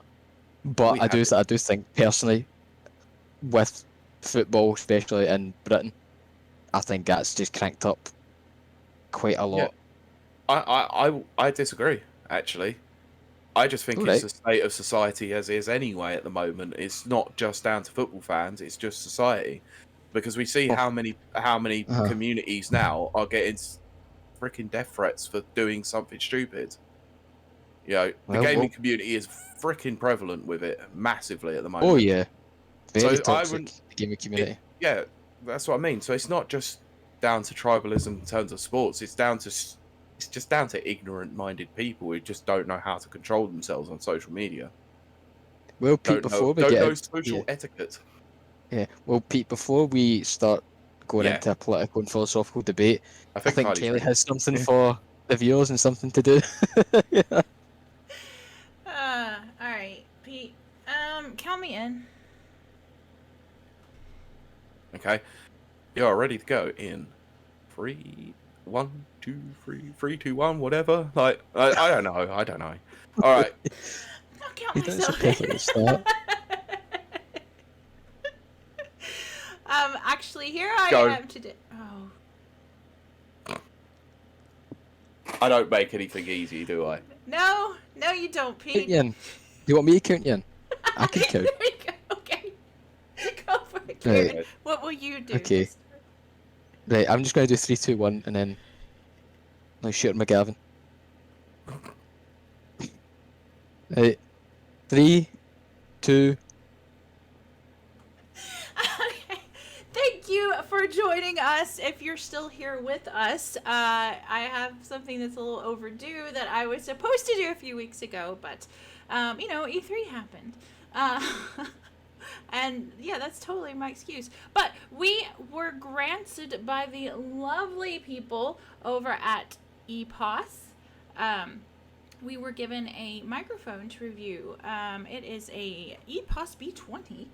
And for those who don't know, and I do hope I'm saying it right, EPOS, but they were the ones that bought... Pete, you gotta help me with this. Sennheiser? Is that right? I think Sennheiser is the way you pronounce it. Okay, which if you know anything about audio stuff, Sennheiser is like the top of the line, best of the best. They do all the professional equipment. And then EPOS was a medical auditory equipment, and so they bought Sennheiser. Now they've entered the gaming market. So they sent us this very nifty, beautiful thing that I tried to flip my screen, but my OBS is frozen. So this is what we get right now. Oh god, my terrible lights. Anyway, but this beautiful piece of equipment, they sent us over, and you can tell that it's even packaged beautifully and lovely, like magnetic, which is just like, it's so pretty. And it's just like sturdy and everything.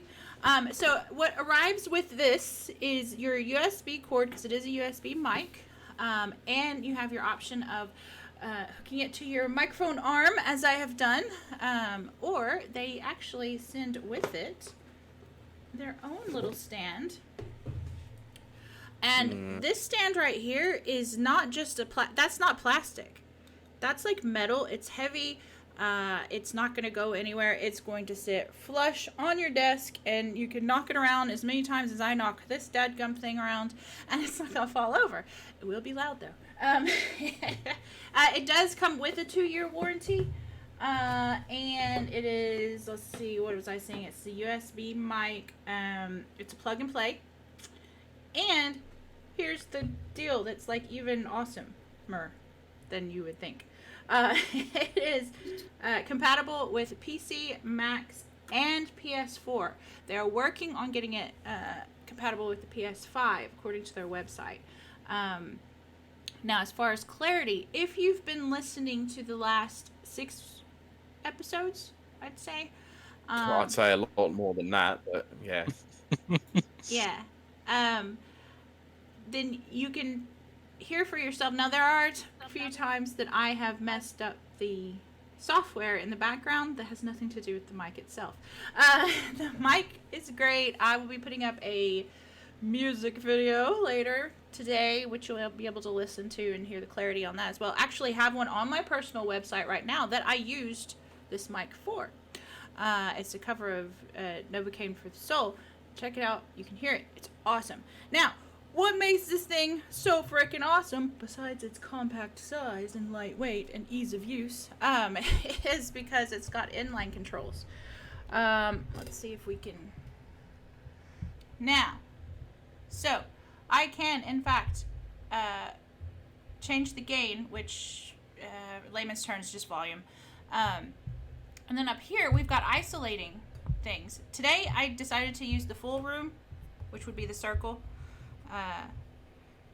Just because I've noticed that my volume's not consistent, because I normally use, let's see what happened in there, the kidney bean, which only comes out, it only records stuff from the front, so it completely is dead back here, and you won't pick up outside sounds.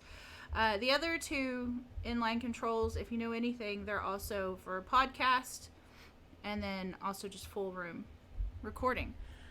There's no microphones that I know of that have that built in. You usually have to get a separate monitor for that. That's pretty dang cool. My favorite little feature is we have the volume there, but and for those who couldn't tell what I said, it's a mute button. Yep, it's nice and red and tells you when it's muted, but I still forget because it's me. And there has been no, I've not had any kind of crackling or, outside interference. Now, Pete has heard the raw audio. What would your take be on the Audacity files? It's very good. It's clean, it's clear, it's studio quality for sure. Let's discount your heater for sure.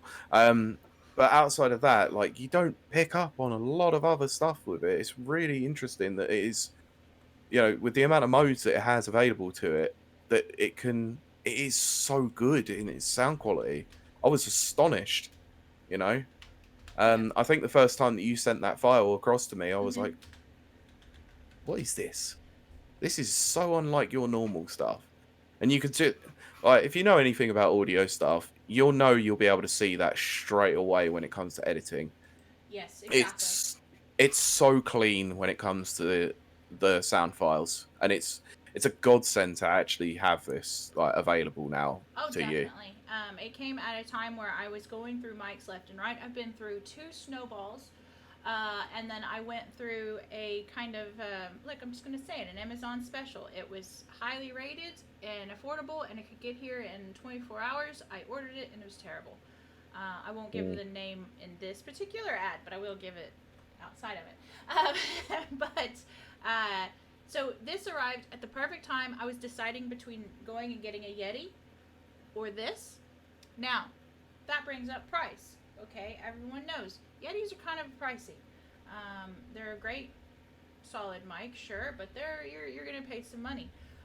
What about this in comparison? This is slightly cheaper than most Yetis. It's still coming in under your 200-pound mark, or $200. Yep. It's across the board. Yeah, I just went onto the page just to find out, and it's £180. Yep, so it's already coming in under the Yeti price-wise, and I would say it either compares, or for me personally, supersedes the Yeti.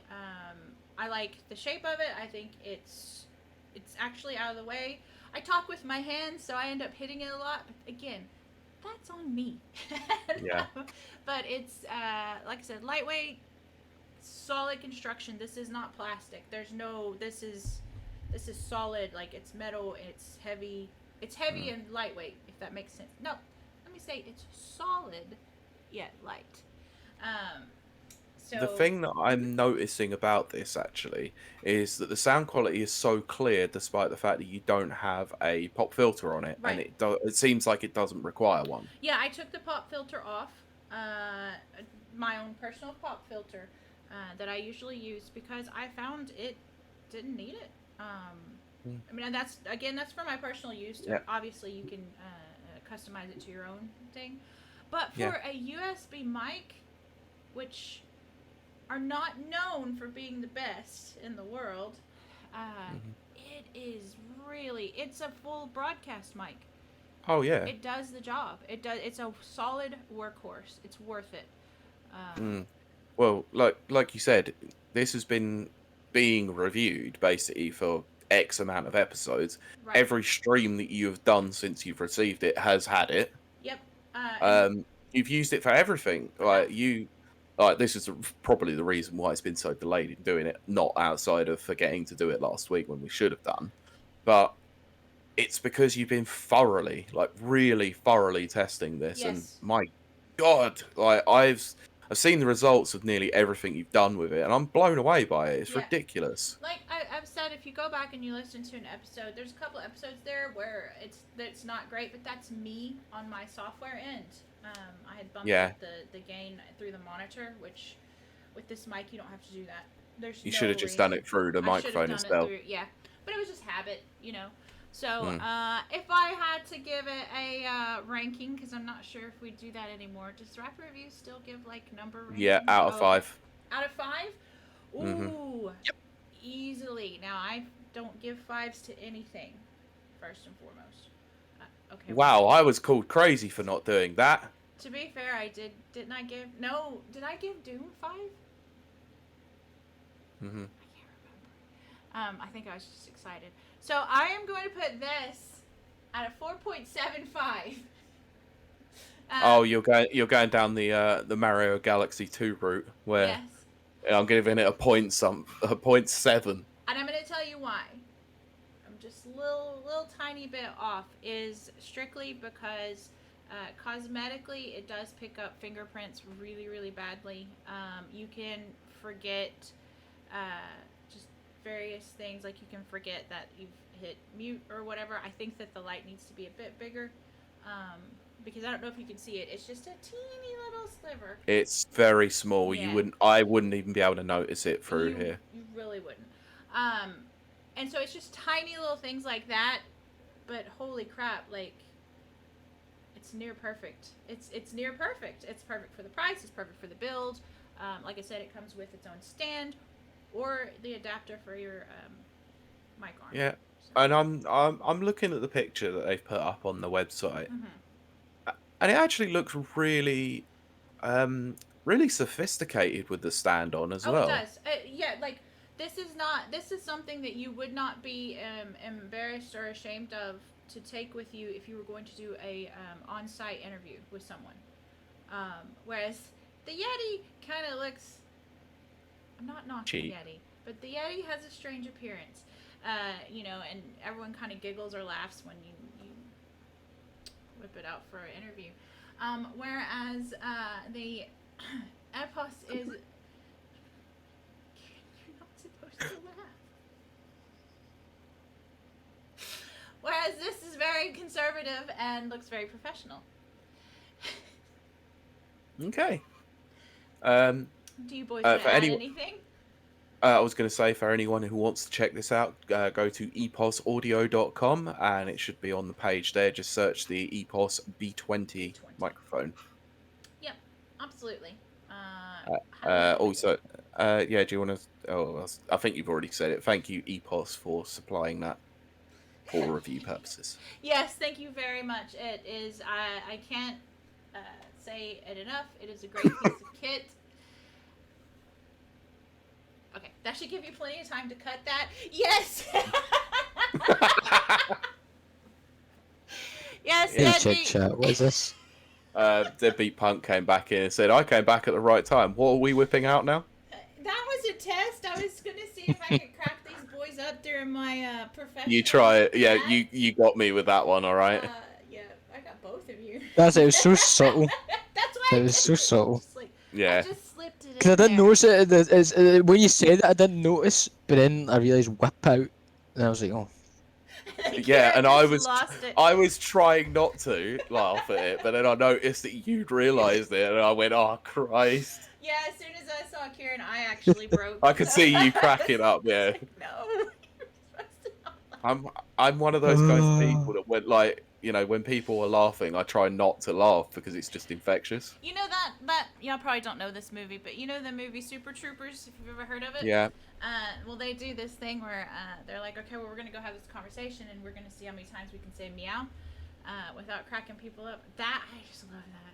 They're like, It's funny as hell. Get over here, right meow. I'm sorry, what did you I do love ABBA. Oh my gosh. Yes. Let me just have a look at... So, I think that's mostly it for this week, right? Still sweating. Yeah. Ugh. There's a fly in here. Damn. I was sitting playing something on my PC last night, and then I felt something crawl up my side, so instinctively I just smacked my hip. Yeah. And it was this big spider. Oh. I don't know how I didn't notice it. I was literally just when he came and touched my side, I just smacked. That was it. What was it? Hey. Yeah, what the? Deadbeat Punk. I want to chug some syrup now. That's from Super Troopers, remember? Okay, yeah. It's been so long since I've love seen that movie. by the way. It's so dumb. That movie, and then they have another one where they made Debbie, I don't know if you're familiar with it, but they own a fish restaurant, and the guy, the big giant actor that passed away that was in the Green Mile, what's his name? Michael Clark Duncan. That guy. He's in it. As the restaurant owner. Oh my gosh, his comedic timing is Oh, Jesus. He's so funny. It's hilarious. But yes, how's everyone doing out there? We wrapped up our episode. It was we started a little late, so we made it kind of shorter. Yeah. And I kept all I still think it was quite good. Oh no, it was very good. It was a very good episode. So yeah, check that out tomorrow when it goes up on the audio players. And the video version will go on YouTube. I didn't say anything pervy, I didn't say anything naughty, and I also didn't move, which was very difficult. I know, I could see it all for Pete. Make me sound like a raging freaking tyrant every time I do this now. I made Pete, the word I was thinking of was tyrant as well. I know. I've got this impression of being the raging No. tyrant, but actually I'm the only one who has to deal with the audio and the video at the back end of it. Yeah, don't comment. I made the active decision to be good. How's that? Yeah, now that you've been coerced into saying Nobody coerces me into anything. Yeah, but it seems that way because you... 2 minutes ago, you were saying, oh, you did it all for me, and then I pulled you up on it, and I was like, no, I did it because I wanted to. I did it for you, yeah, what chat doesn't know is that before we started the podcast, Pete sent his henchmen over, and they currently have a gun held to my dog's head. If I do not behave. Don't you dare ever put me in the same sort of people who would be willing to kill dogs. I am not a bad guy from John Wick. No, he said the henchman, not you, Pete. I don't care. I will not order the death of a dog. Oh, yes. Yeah, there's a meme out there, So fun. Sophie, that says, let's just, oh, it's somebody messaging someone and it says, "Are you done being sassy today?" And then they replied, "No." That's just me. That's just me all over. Yeah. Deadbeat Pug says, "Buy a microphone or the dog gets it." I can't do Irish, obviously, so yeah, I was not even. Again, I used to do with Irish. I can't anymore. If I Yeah. try, I'll sound defensive. Sophie, no, I am not boss, but someone has to control these people. See, these people, I think I'm quite tame. You are quite tame. It's me. Yeah, I meant Kylie and her multiple personalities. Oh gosh.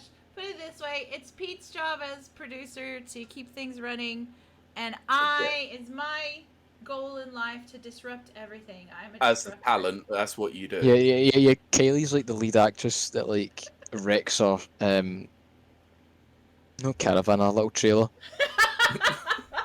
Yep. She'll get to the last day of the shoot and she's pillaging everything. Anything that's not nailed down, that's it. It's gone. This trailer's too small, and then she just like throws stuff out the windows and stuff. And then you give her a new trailer. It's like, this trailer's too big now. And then she spontaneously combusts from all the rage, much like an Aussie koala. It's all those eucalyptus leaves I was eating, but they said it would be good for my skin.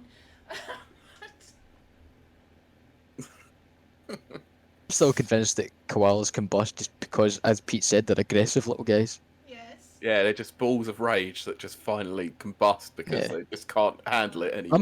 Is that not a thing in Lilo and Stitch? Does Stitch not do at one point like he gets so angry that he just bursts into flames? Well, I think he does. Yeah. Yeah, I'm saying that's like something that happened in Lilo and Stitch. Yeah, that's what koalas do. Yeah, I love Stitch. Aww. Yes. Spontaneous combustion, but make it sassy. Yep. I don't know how you'd sassify her spontaneous combustion. I can sassify anything. I am sassy. And that is why you're the talent. She just goes, and then like she bursts into flames, erupts. And when it bursts into flames, it's just fireworks and glitter. Sounds about right for you, considering you complaining about all that glitter on your shirt that's clearly not noticeable. Oh, it is too. Let's see. Ciaran, can you still not notice it? Because I can't. I think I can see like a little bit. It's Little like faint. spot here Oh no, and I can see that. Glitter. Yeah, I could see glitter, the glistening. But, like, I mean, Pete, at this point, the Vaseline's gone from my eyes, so my vision's actually a bit clearer. Oh my gosh. Yeah, that was a weird way to start this thing. So yeah, Deadbeat says exploding chlamydia beasts. That's biblical. And Sophie says sass queen. Yeah. Yeah, so Yas Queen. I'm Sass Queen. Oh my god. Chlamydia beasts. And where to find them. Oh my god. Oh yeah, a real way with from words. Inside Out as well. Yeah. Christ. Wait, what did you say, Ciaran? I couldn't hear you. Sophie said the red guy from Inside Out. That's what I was thinking of as well. With his head, like the fire just erupts his anger. Yeah. Please don't, because that's more accurate than you ever want to know. Oh gosh. Yeah, I guess if we had to be emotions, Pete would be rage. Yeah. You don't want to eat your broccoli? Well then, fine. I'd be the green M&M. Can we not start rapping about white America then? No. Good. Green M&M stands for something in America, so nobody's gonna get that. Okay. It stands for a particular emotion. No, state of mind. You mean envy? Yes. Check out Rapper Reviews podcast. No. Okay, put it this way, Pete. The green M&M. What do you mean? The green enema? Yep. Yeah, That's where I thought you were going to say. See, if you want to know what envy and jealousy is a green-eyed monster. Yeah. That will be. Some people will get that reference, others will not. I don't even know if I quoted it exactly, but that is a reference to something. Green-eyed monster seeking to destroy. It is jealousy is a green-eyed monster. Yes. And Deadbeat says, Kieran's koala corner every week. Yes. Where Ciaran sends one koala to Koalhalla every week through a trebuchet. Listen, right, listen, when they come to me begging to be sent to Odin's Hall, who am I to deny them? It is a Sounds noble pursuit. humanitarian. My That is. Ah, It's not humanitarian, it's noble. koalatarian. I mean, if I don't do it, who else is going to do it? Who That else is is I gonna mean, do pretty, it? yeah. some people don't even know that koalas speak Norse. Um, Ah, yes. Oh, Pete, I've just sent you the link Yeah, to my audio, by the way. Thank you. Yeah, Kylie, you need to export and send it over. Look, Ciaran, as new co-host, does it without asking. It's a process. It has taken him one episode to do that. I am who I am. We are now at 86, and I still have to wait hours. I have to message you to get that file. Because bearing in mind, it used to be the case that yours was the backup. It's not anymore. I need your file to edit, otherwise people don't have a podcast to listen to. So, dead Pete can't catch chlamydia twice, but if you catch 2 koalas, you are catching chlamydia twice. Oh my god. Oh my god. Better than what? What have I done? Listen, Yeah, what have you What have I started? done? You started chlamydia facts. No, I think it's more No, like no. you should fight against Pete. Oh yeah, right. What? I mean, listen, right. All I'm gonna say to that is, can you speak koala? I don't think anyone here can. Right? Only Ciaran can speak the true language. You need a translator. If you're gonna bring a koala in this show, I'll be the translator. You need me regardless. Oh, Yes, you know what? Right, fair enough. So fair, right? I might have been a gay two shoes today and sent Petey's audio, but you know what? I don't know what I was going to say. Yeah, I was a gay two shoes today. I can't really apologise for. Well, no, I can't apologise for that. Well, we gotta have the balance, I guess. I guess it takes Yeah, you yeah. two to balance me. Maybe a koala would be better than me. No.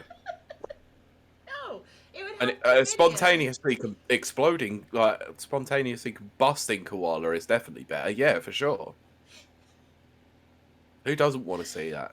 Chlamydia beast. A ball of STDs. Why is chat now? Why is chat now littered with chlamydia? That sounds like a Saturday night up in Glasgow. Oh my god. The chat is rife chlamydia right now. Best chat in the world. Best chat in the world. Yep. Ah. Deadbeat Punk wants you to dress up as a koala, I guess. I would be on Who? board with that. You, Ciaran. Deadbeat Punk. Oh, me? Probably you, yeah. I mean, I think that's a cultural appropriation, so I don't know about that. I don't know. Oh, yeah, You actually. can begin your life as a furry. I don't know if I want to start down that path. No, considering the other day we were talking about potential furries coming to fanfare. Oh gosh, yeah. Let's not talk about fanfare right now. I know. I need a break from it. Oh my gosh. We should just do an all furry episode. Well, I mean, Dress up as a koala, you two best of dress both up worlds. as Teeming with furries. STIs. And I'll watch. That's like, you won't recognise me. Like, I will be there, but you'll keep messaging me saying, "Keen, are you coming? Are you here?"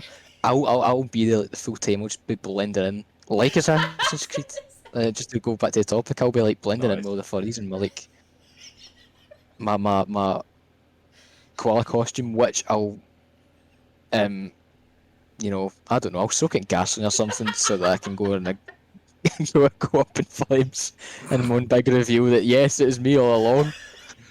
Brilliant. And you send yourself I'm just to not sure how you're Koala. gonna. I don't know. I'm not even gonna go there. That's awful. Oh gosh. The only podcast where you can talk about exploding chlamydia koalas. I guarantee you're not going to find this content on any other channel. No. It's a promise. Let's keep it this way. Like Yeah. Fridays are now basically talking about animals with STDs. Well, listen, I said that. I said, right, I think it'd be great if we done like a tier list or a couple of Yeah. tier lists on a Friday, get chatting, but we'll get in and see where we I put like things. that. I like Because Yeah, that a they rate can lot. make Bears would be a suggestions good one. for it. Yeah. I would rate Bears. Yes. He said rate, Pete. Rate. I know, I heard. See, Kaylee, right? You've Without been the age of far too attention to that one. behaved for an hour and a half. Now it's all coming out, isn't it? I have to. That was so hard. Y'all don't know what I go through. To be good for you two. Kylie, I've known you for nearly 2 years. I do know. And that's No. what worries me. You don't. You don't. Pete. I'd say I won't know you You know- well enough to know when you're about to You know this have much a mad moment. of this much. I'll remember that the next time you come messaging me going, oh, I'm having a crisis. I'll be like, yeah, but I only know 20% of you. I can't comment. Furry costume plus the amount of links they wear.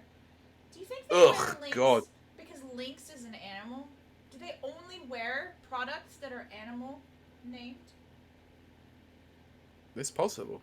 It's like the opposite of vegans. Yeah, but bearing in mind, these people go to does that mean conventions. they wear does that mean they wear Sex Panther cologne? And Puma Probably about shoes. 60% of the time.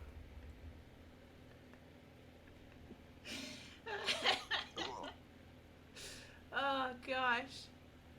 See, not to say that chat's uncultured, but no one has picked up my reference I made earlier about jealousy. Yes, I quoted it back to you. Well, we... Who No, quoted it? she said chat. What? Oh, right. Okay, good point. Kylie Good quoted it point. back to you. Oh, there we go. I knew, at least someone got it. That's fine. I can't see my chat. My microphone's in the way. Oh, right, okay. I just thought you were hiding yourself behind the No, microphone it's- for a moment. It's covering my chat. Yeah, the flies on the other side. Exploding koala earlier. Oh gosh. Hmm. So So, anyone... I'll tell you what, right? If they haven't included like an exploding koala as a weapon on the next Worms game, then they're doing something wrong. Well, no, well, I mean they've already got they've got an exploding sheep. Aw, Yeah, they have that. yeah, but yeah, they have the exploding sheep and the granny, but they don't have Yeah. an exploding ball of chlamydia. But they also have the whole hand grenade of Antioch bot, and that's really all they need. Nah, just exploding koala that infects for a couple of rounds. Oh my gosh. Now that would be cool. And an antibiotic gun. Yeah. And napalm koala. Napalm koala, that's what, yeah. Because there is a beer, isn't it, called Atomic Penguins? What? It wouldn't surprise me considering all Is these it craft Brewdog? beer Can't be not names. Wait, I think it might be Brewdog. Yes, that's right. I blame the audience for our material. Yeah, since you came along, mate. Jesus. Does anyone know what I'm talking about? About the beer that's called like Atomic Moose or something? It does sound like something like some guy would like try and sell you. Tactical Nuclear Penguin from Brewdog, which is then Yeah. was parodied in Fallout New Vegas. Look See, at this that's now. all I bring to the crew is boring facts. Oh, I remember. Right, see, just seized on that, right? I remember Burger King down here. Imagine it was in the US as well. But Burger King for a limited time were doing Nuka-Cola. Were they really? Nice. And I remember having some, and that's quite nice. Aww. But they were like limited time. They were doing Nuka-Cola, Aw, I would have been all. and you could. It was like an actual machine that you actually just pour Aw. yourself. That's awesome. I want a Nuka-Cola machine. Yes, so Yeah. if vegans disapprove.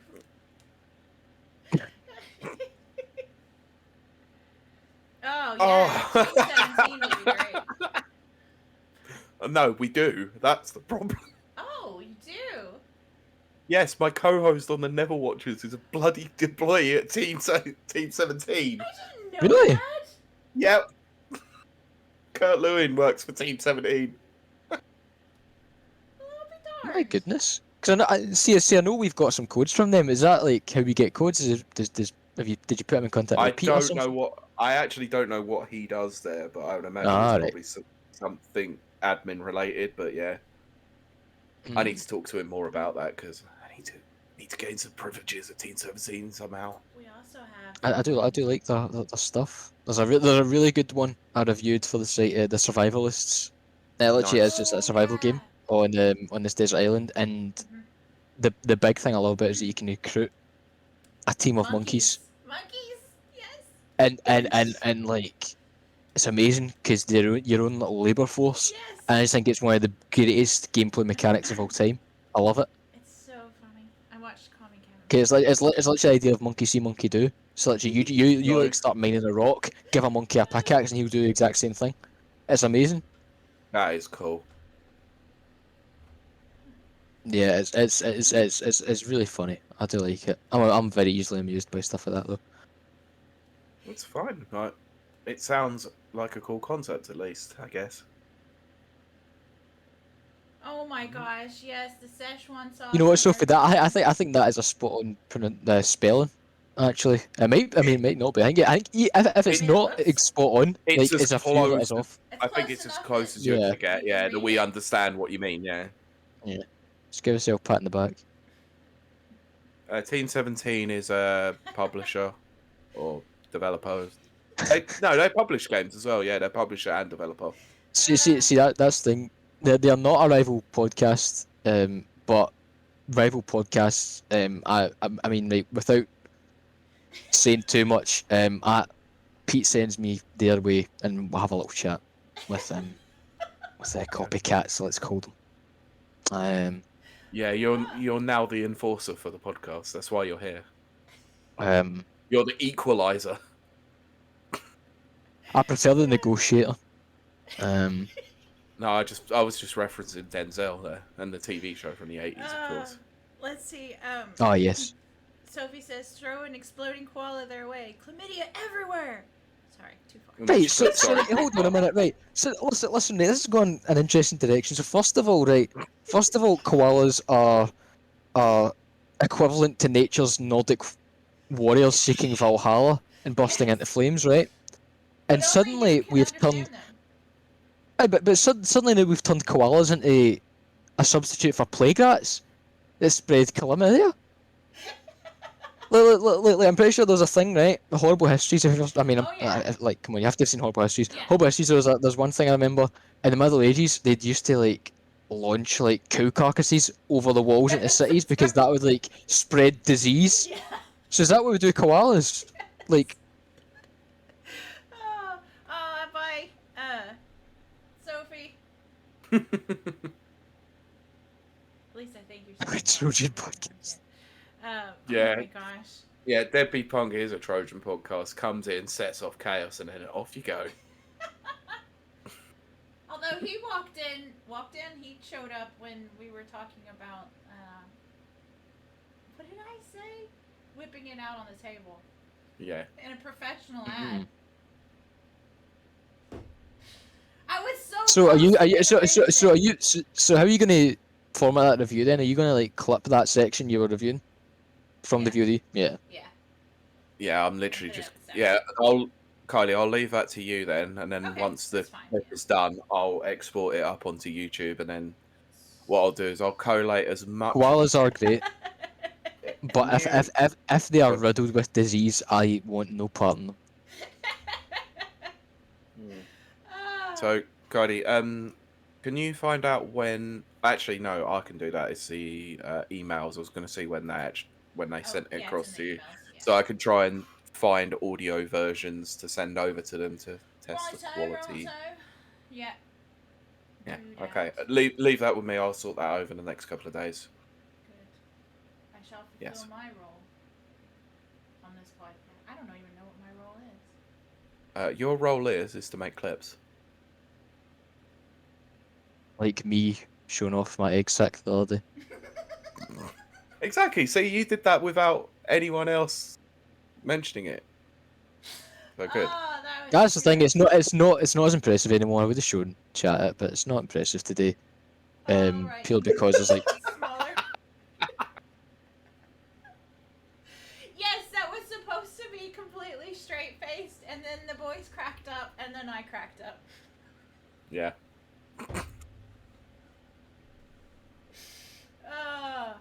I mean, how many people have really been straight faced when they whipped anything out onto a table? But that for me is the funny bit.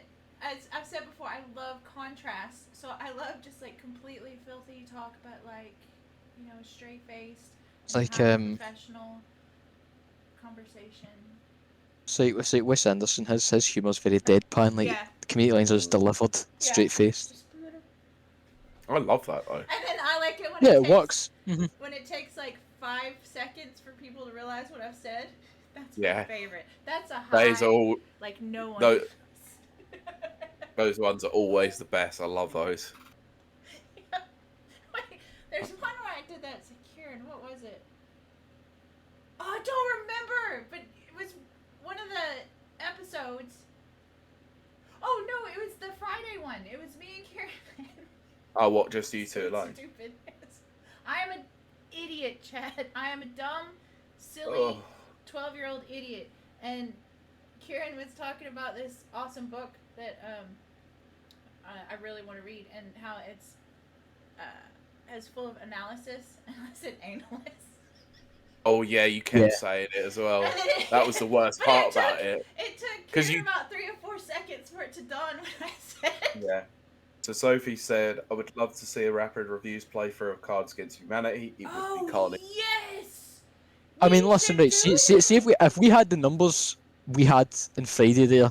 Yes. In chat, like, chat could just hop in on that. Yeah. There's a Twitch streaming version.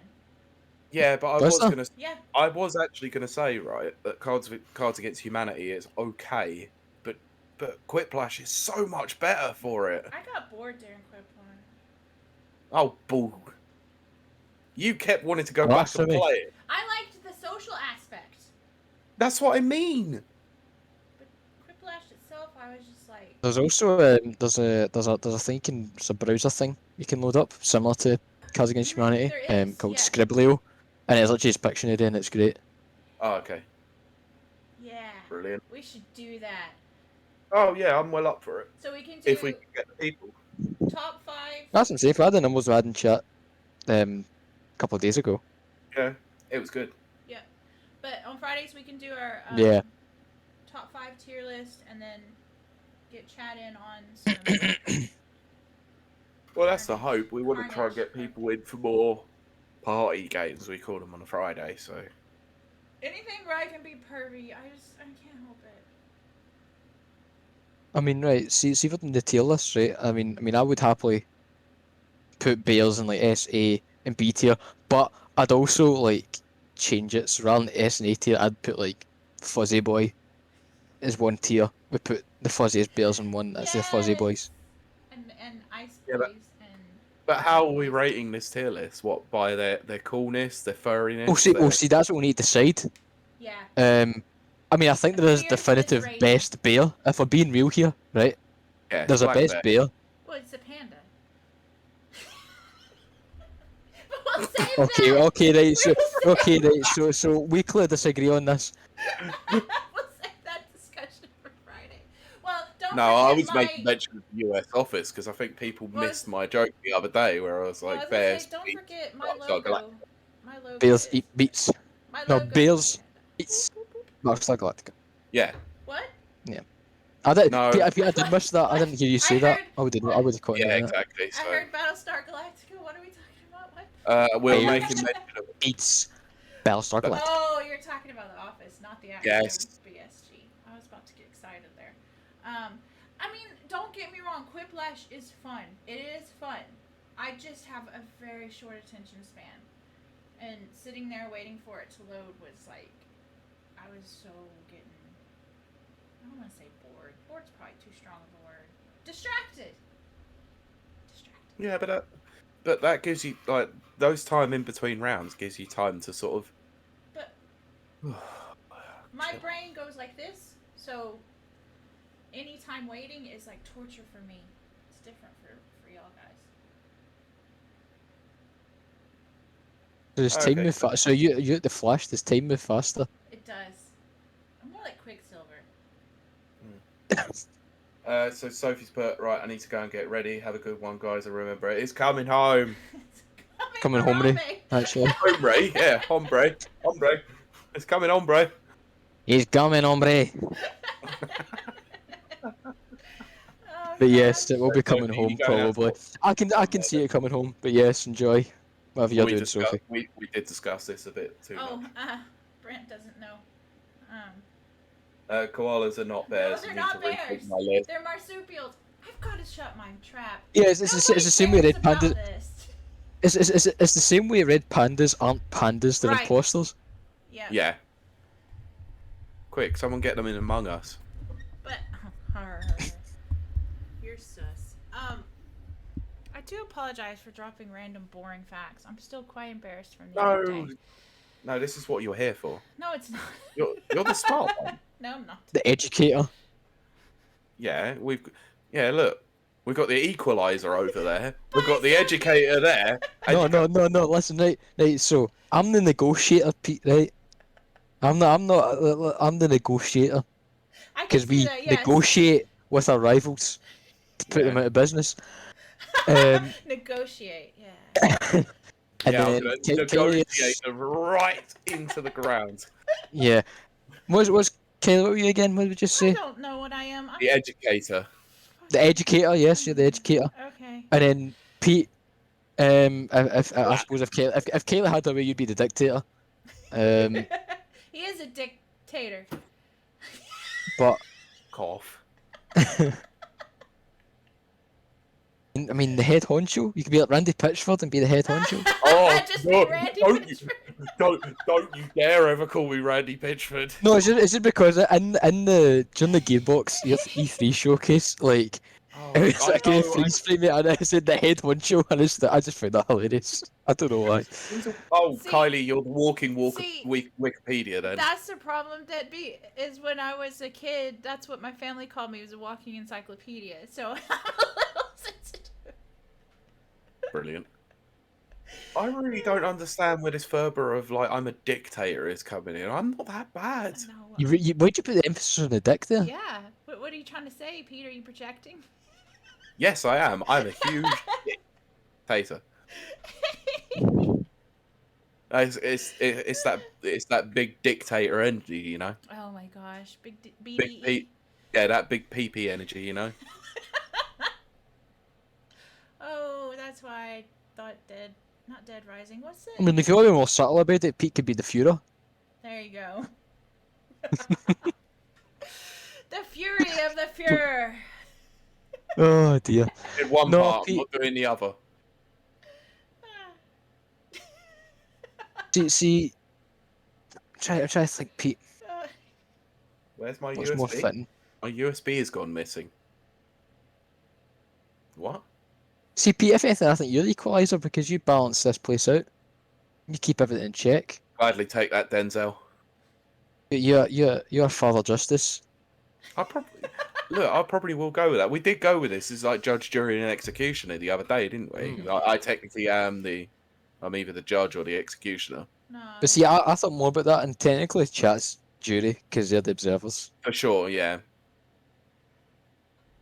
So I'm the executioner because I make things happen. I'm more like the bailiff. I'm just there because I say there because I need to be. I'm just there.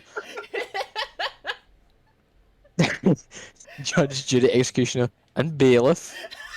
Don't forget the bailiff. It's an important job. Hello there, I'm the bailiff. I just sit there. I'm like some Nordic man. It's just happy.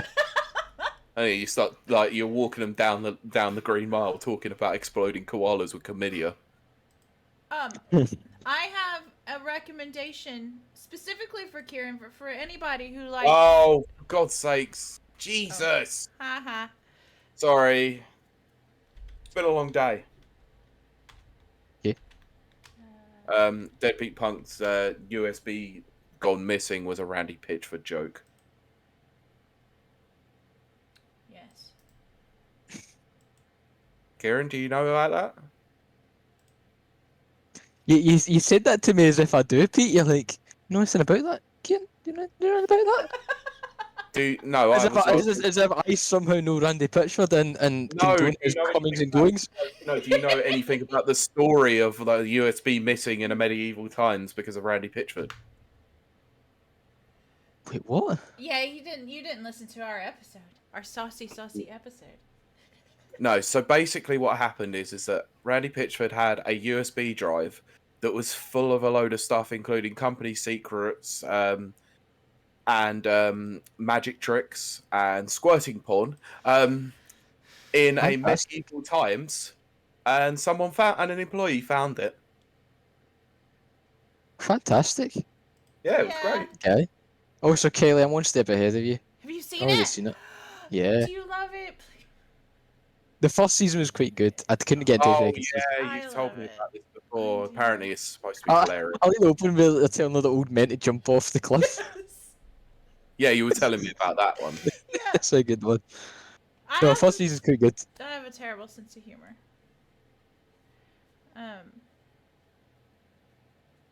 Yes. What Anyway, was shall we it? wrap this up? I was looking. Wait, there was something. Yeah, because I need to go. Yeah. Yeah, I need food. I'm not even joking. I'm an hour and 20 minutes late for dinner. Oh dear. Yeah. Okay. get killed. We hope this has been enjoyable Hey. for everyone. Yeah. If you think I'm the equalizer, you ain't met my father.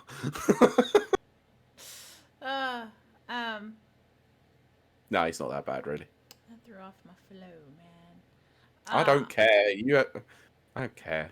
You've knocked me Anyway. off my flow far too many times with your whipping of shit out. I don't care. Whatever. You carry on. Get on with it. Look, now I am acting like the dictator. Come on, move it. Do it. Oh, don't do that, because I'll rebel. We have ways of making you talk. We have Vigs. See, she reacts to you, not to me. I think there's a bit of favoritism here, Kira, and she doesn't like me anymore. She's trying to replace me with you. Don't But see, Pete, that's why I'm your stalwart guardian, Pete. Always here, sending you audio clips in time. Oh. All right, teacher's pet, calm down. I ain't no squirrel reminds me. in my pants, Double Pete. negative, so you are. Wait. What? I know. Yeah. Hold on, I'm sending this link, Thank you. and then we'll. That's why you've been delaying this, is because you've been waiting for that to upload, Yeah. haven't you? Yes. See, I knew it. Because otherwise you would never come back to the computer. It's true. Once I'm going, I'm going. I don't know though. I'm gonna be playing some Power Wash Simulator. Let's hope I'm sending you the right file. Oh, okay. That could have been embarrassing if it wasn't. Could be a Randy Pitchford moment. No, I'm kidding. I'm so okay. kidding. I'm kidding. Look, if you were to ever send me links to something unsavory, I'll delete it immediately, just so you know. I'm only playing when I say stuff like that. I hope people do know that. Mostly. I know. Mostly. But, Damn! He's trying to replace me! God damn it! Brent's third in line for the throne. Ow. But that's the thing, Pete. If we assassinate you, that means I'll be in the hit list next. That's true, yeah. Yeah, you have to usurp the throne. You have to take out the, the previous king. I'm more like Jaime Lannister when he's not killing kings. Oh, Pete. I mean, Pete, you're not the Mad King, right? I don't need to do that. Just Pete look, is I so went like that, right? Because Game of Thrones references are well over my head. I have never watched it ever. And I will never. Well, let's end this. Let's end this. No, all I'm gonna say on this to redeem myself is, a couple of things. One, I didn't have Sky Atlantic, so I couldn't watch it from the start. I didn't either. Fair enough. I sailed the seas for it. 2, I don't have a decent enough computer that will actually allow me to download it and sail the seas. So, no. 3, Twitter spoiled every single moment of it. So, Okay. no, not watching it. And I've heard, obviously, Season 8 is so terrible that it's now just coloured my opinion of ever wanting to go and watch it. So, I didn't finish the last 3 episodes. Yeah. I was so heartbroken. But okay, explain this line to me, and then we're going. What is first place never wins Mario Kart? What is that? Am I missing something? Is that a joke? Because usually, if you're in blue first shell. place, you have a blue shell, yeah. Yeah, first place never wins. If you're in first place in Mario Kart, you're in the most dangerous position of all, because if someone gets a blue shell, Oh, I got you're in you last place now. after that. Right. Okay. Okay. Yeah, So it's why you always try and sit about second. Yeah. the amount of I've done that so many times online, right? Yeah. You'll hear a blue shell coming, you slow down, and you're like, oh yeah, that person in second place is gonna take over me, and they're gonna get blue shelled. Oh, that was Yeah, a great I know little that audio sounded bite there. very bad. I know. That was a great little audio bite. Oh dear. That's getting clipped. Where's Nana? In fact, no, I can guarantee Kylie clips it to make me look bad. Me too. It's just the clips go, oh yeah, and it's just that bit. It's the audio. Oh, That brief, like 1 second of audio. whatever floats your boat, is all I'm gonna say. If you get off on that, then We could turn like the podcast into like a shock jock radio and like have the little like no, the little yeah, keyboard yeah. with different sounds going it. No, because I've actually been meaning to speak to you about it, Kylie, in terms of a future episode. I mentioned it to you, and we've not mentioned it again. We'll deal with it afterwards. Are you talking Let's about? end. Let's end the stream, and then we can talk about it. Thank you so much for joining us. Please join us. We're gonna show up this week sometime. Just keep your eyes open. One of us. Will be here. Okay, fine. I'll probably do Wednesday. Okay. And then, long story short, I'm in Northern Ireland. I ain't going nowhere for the next 48 hours, so you're probably gonna see me. But I think that's gonna do it for us. We will see everyone at some point. Bye. Bye. Bye. Oh wait, y'all. Wait. 2 seconds, everyone. We will be goodbye at some point. Hold on. Okay, hold on.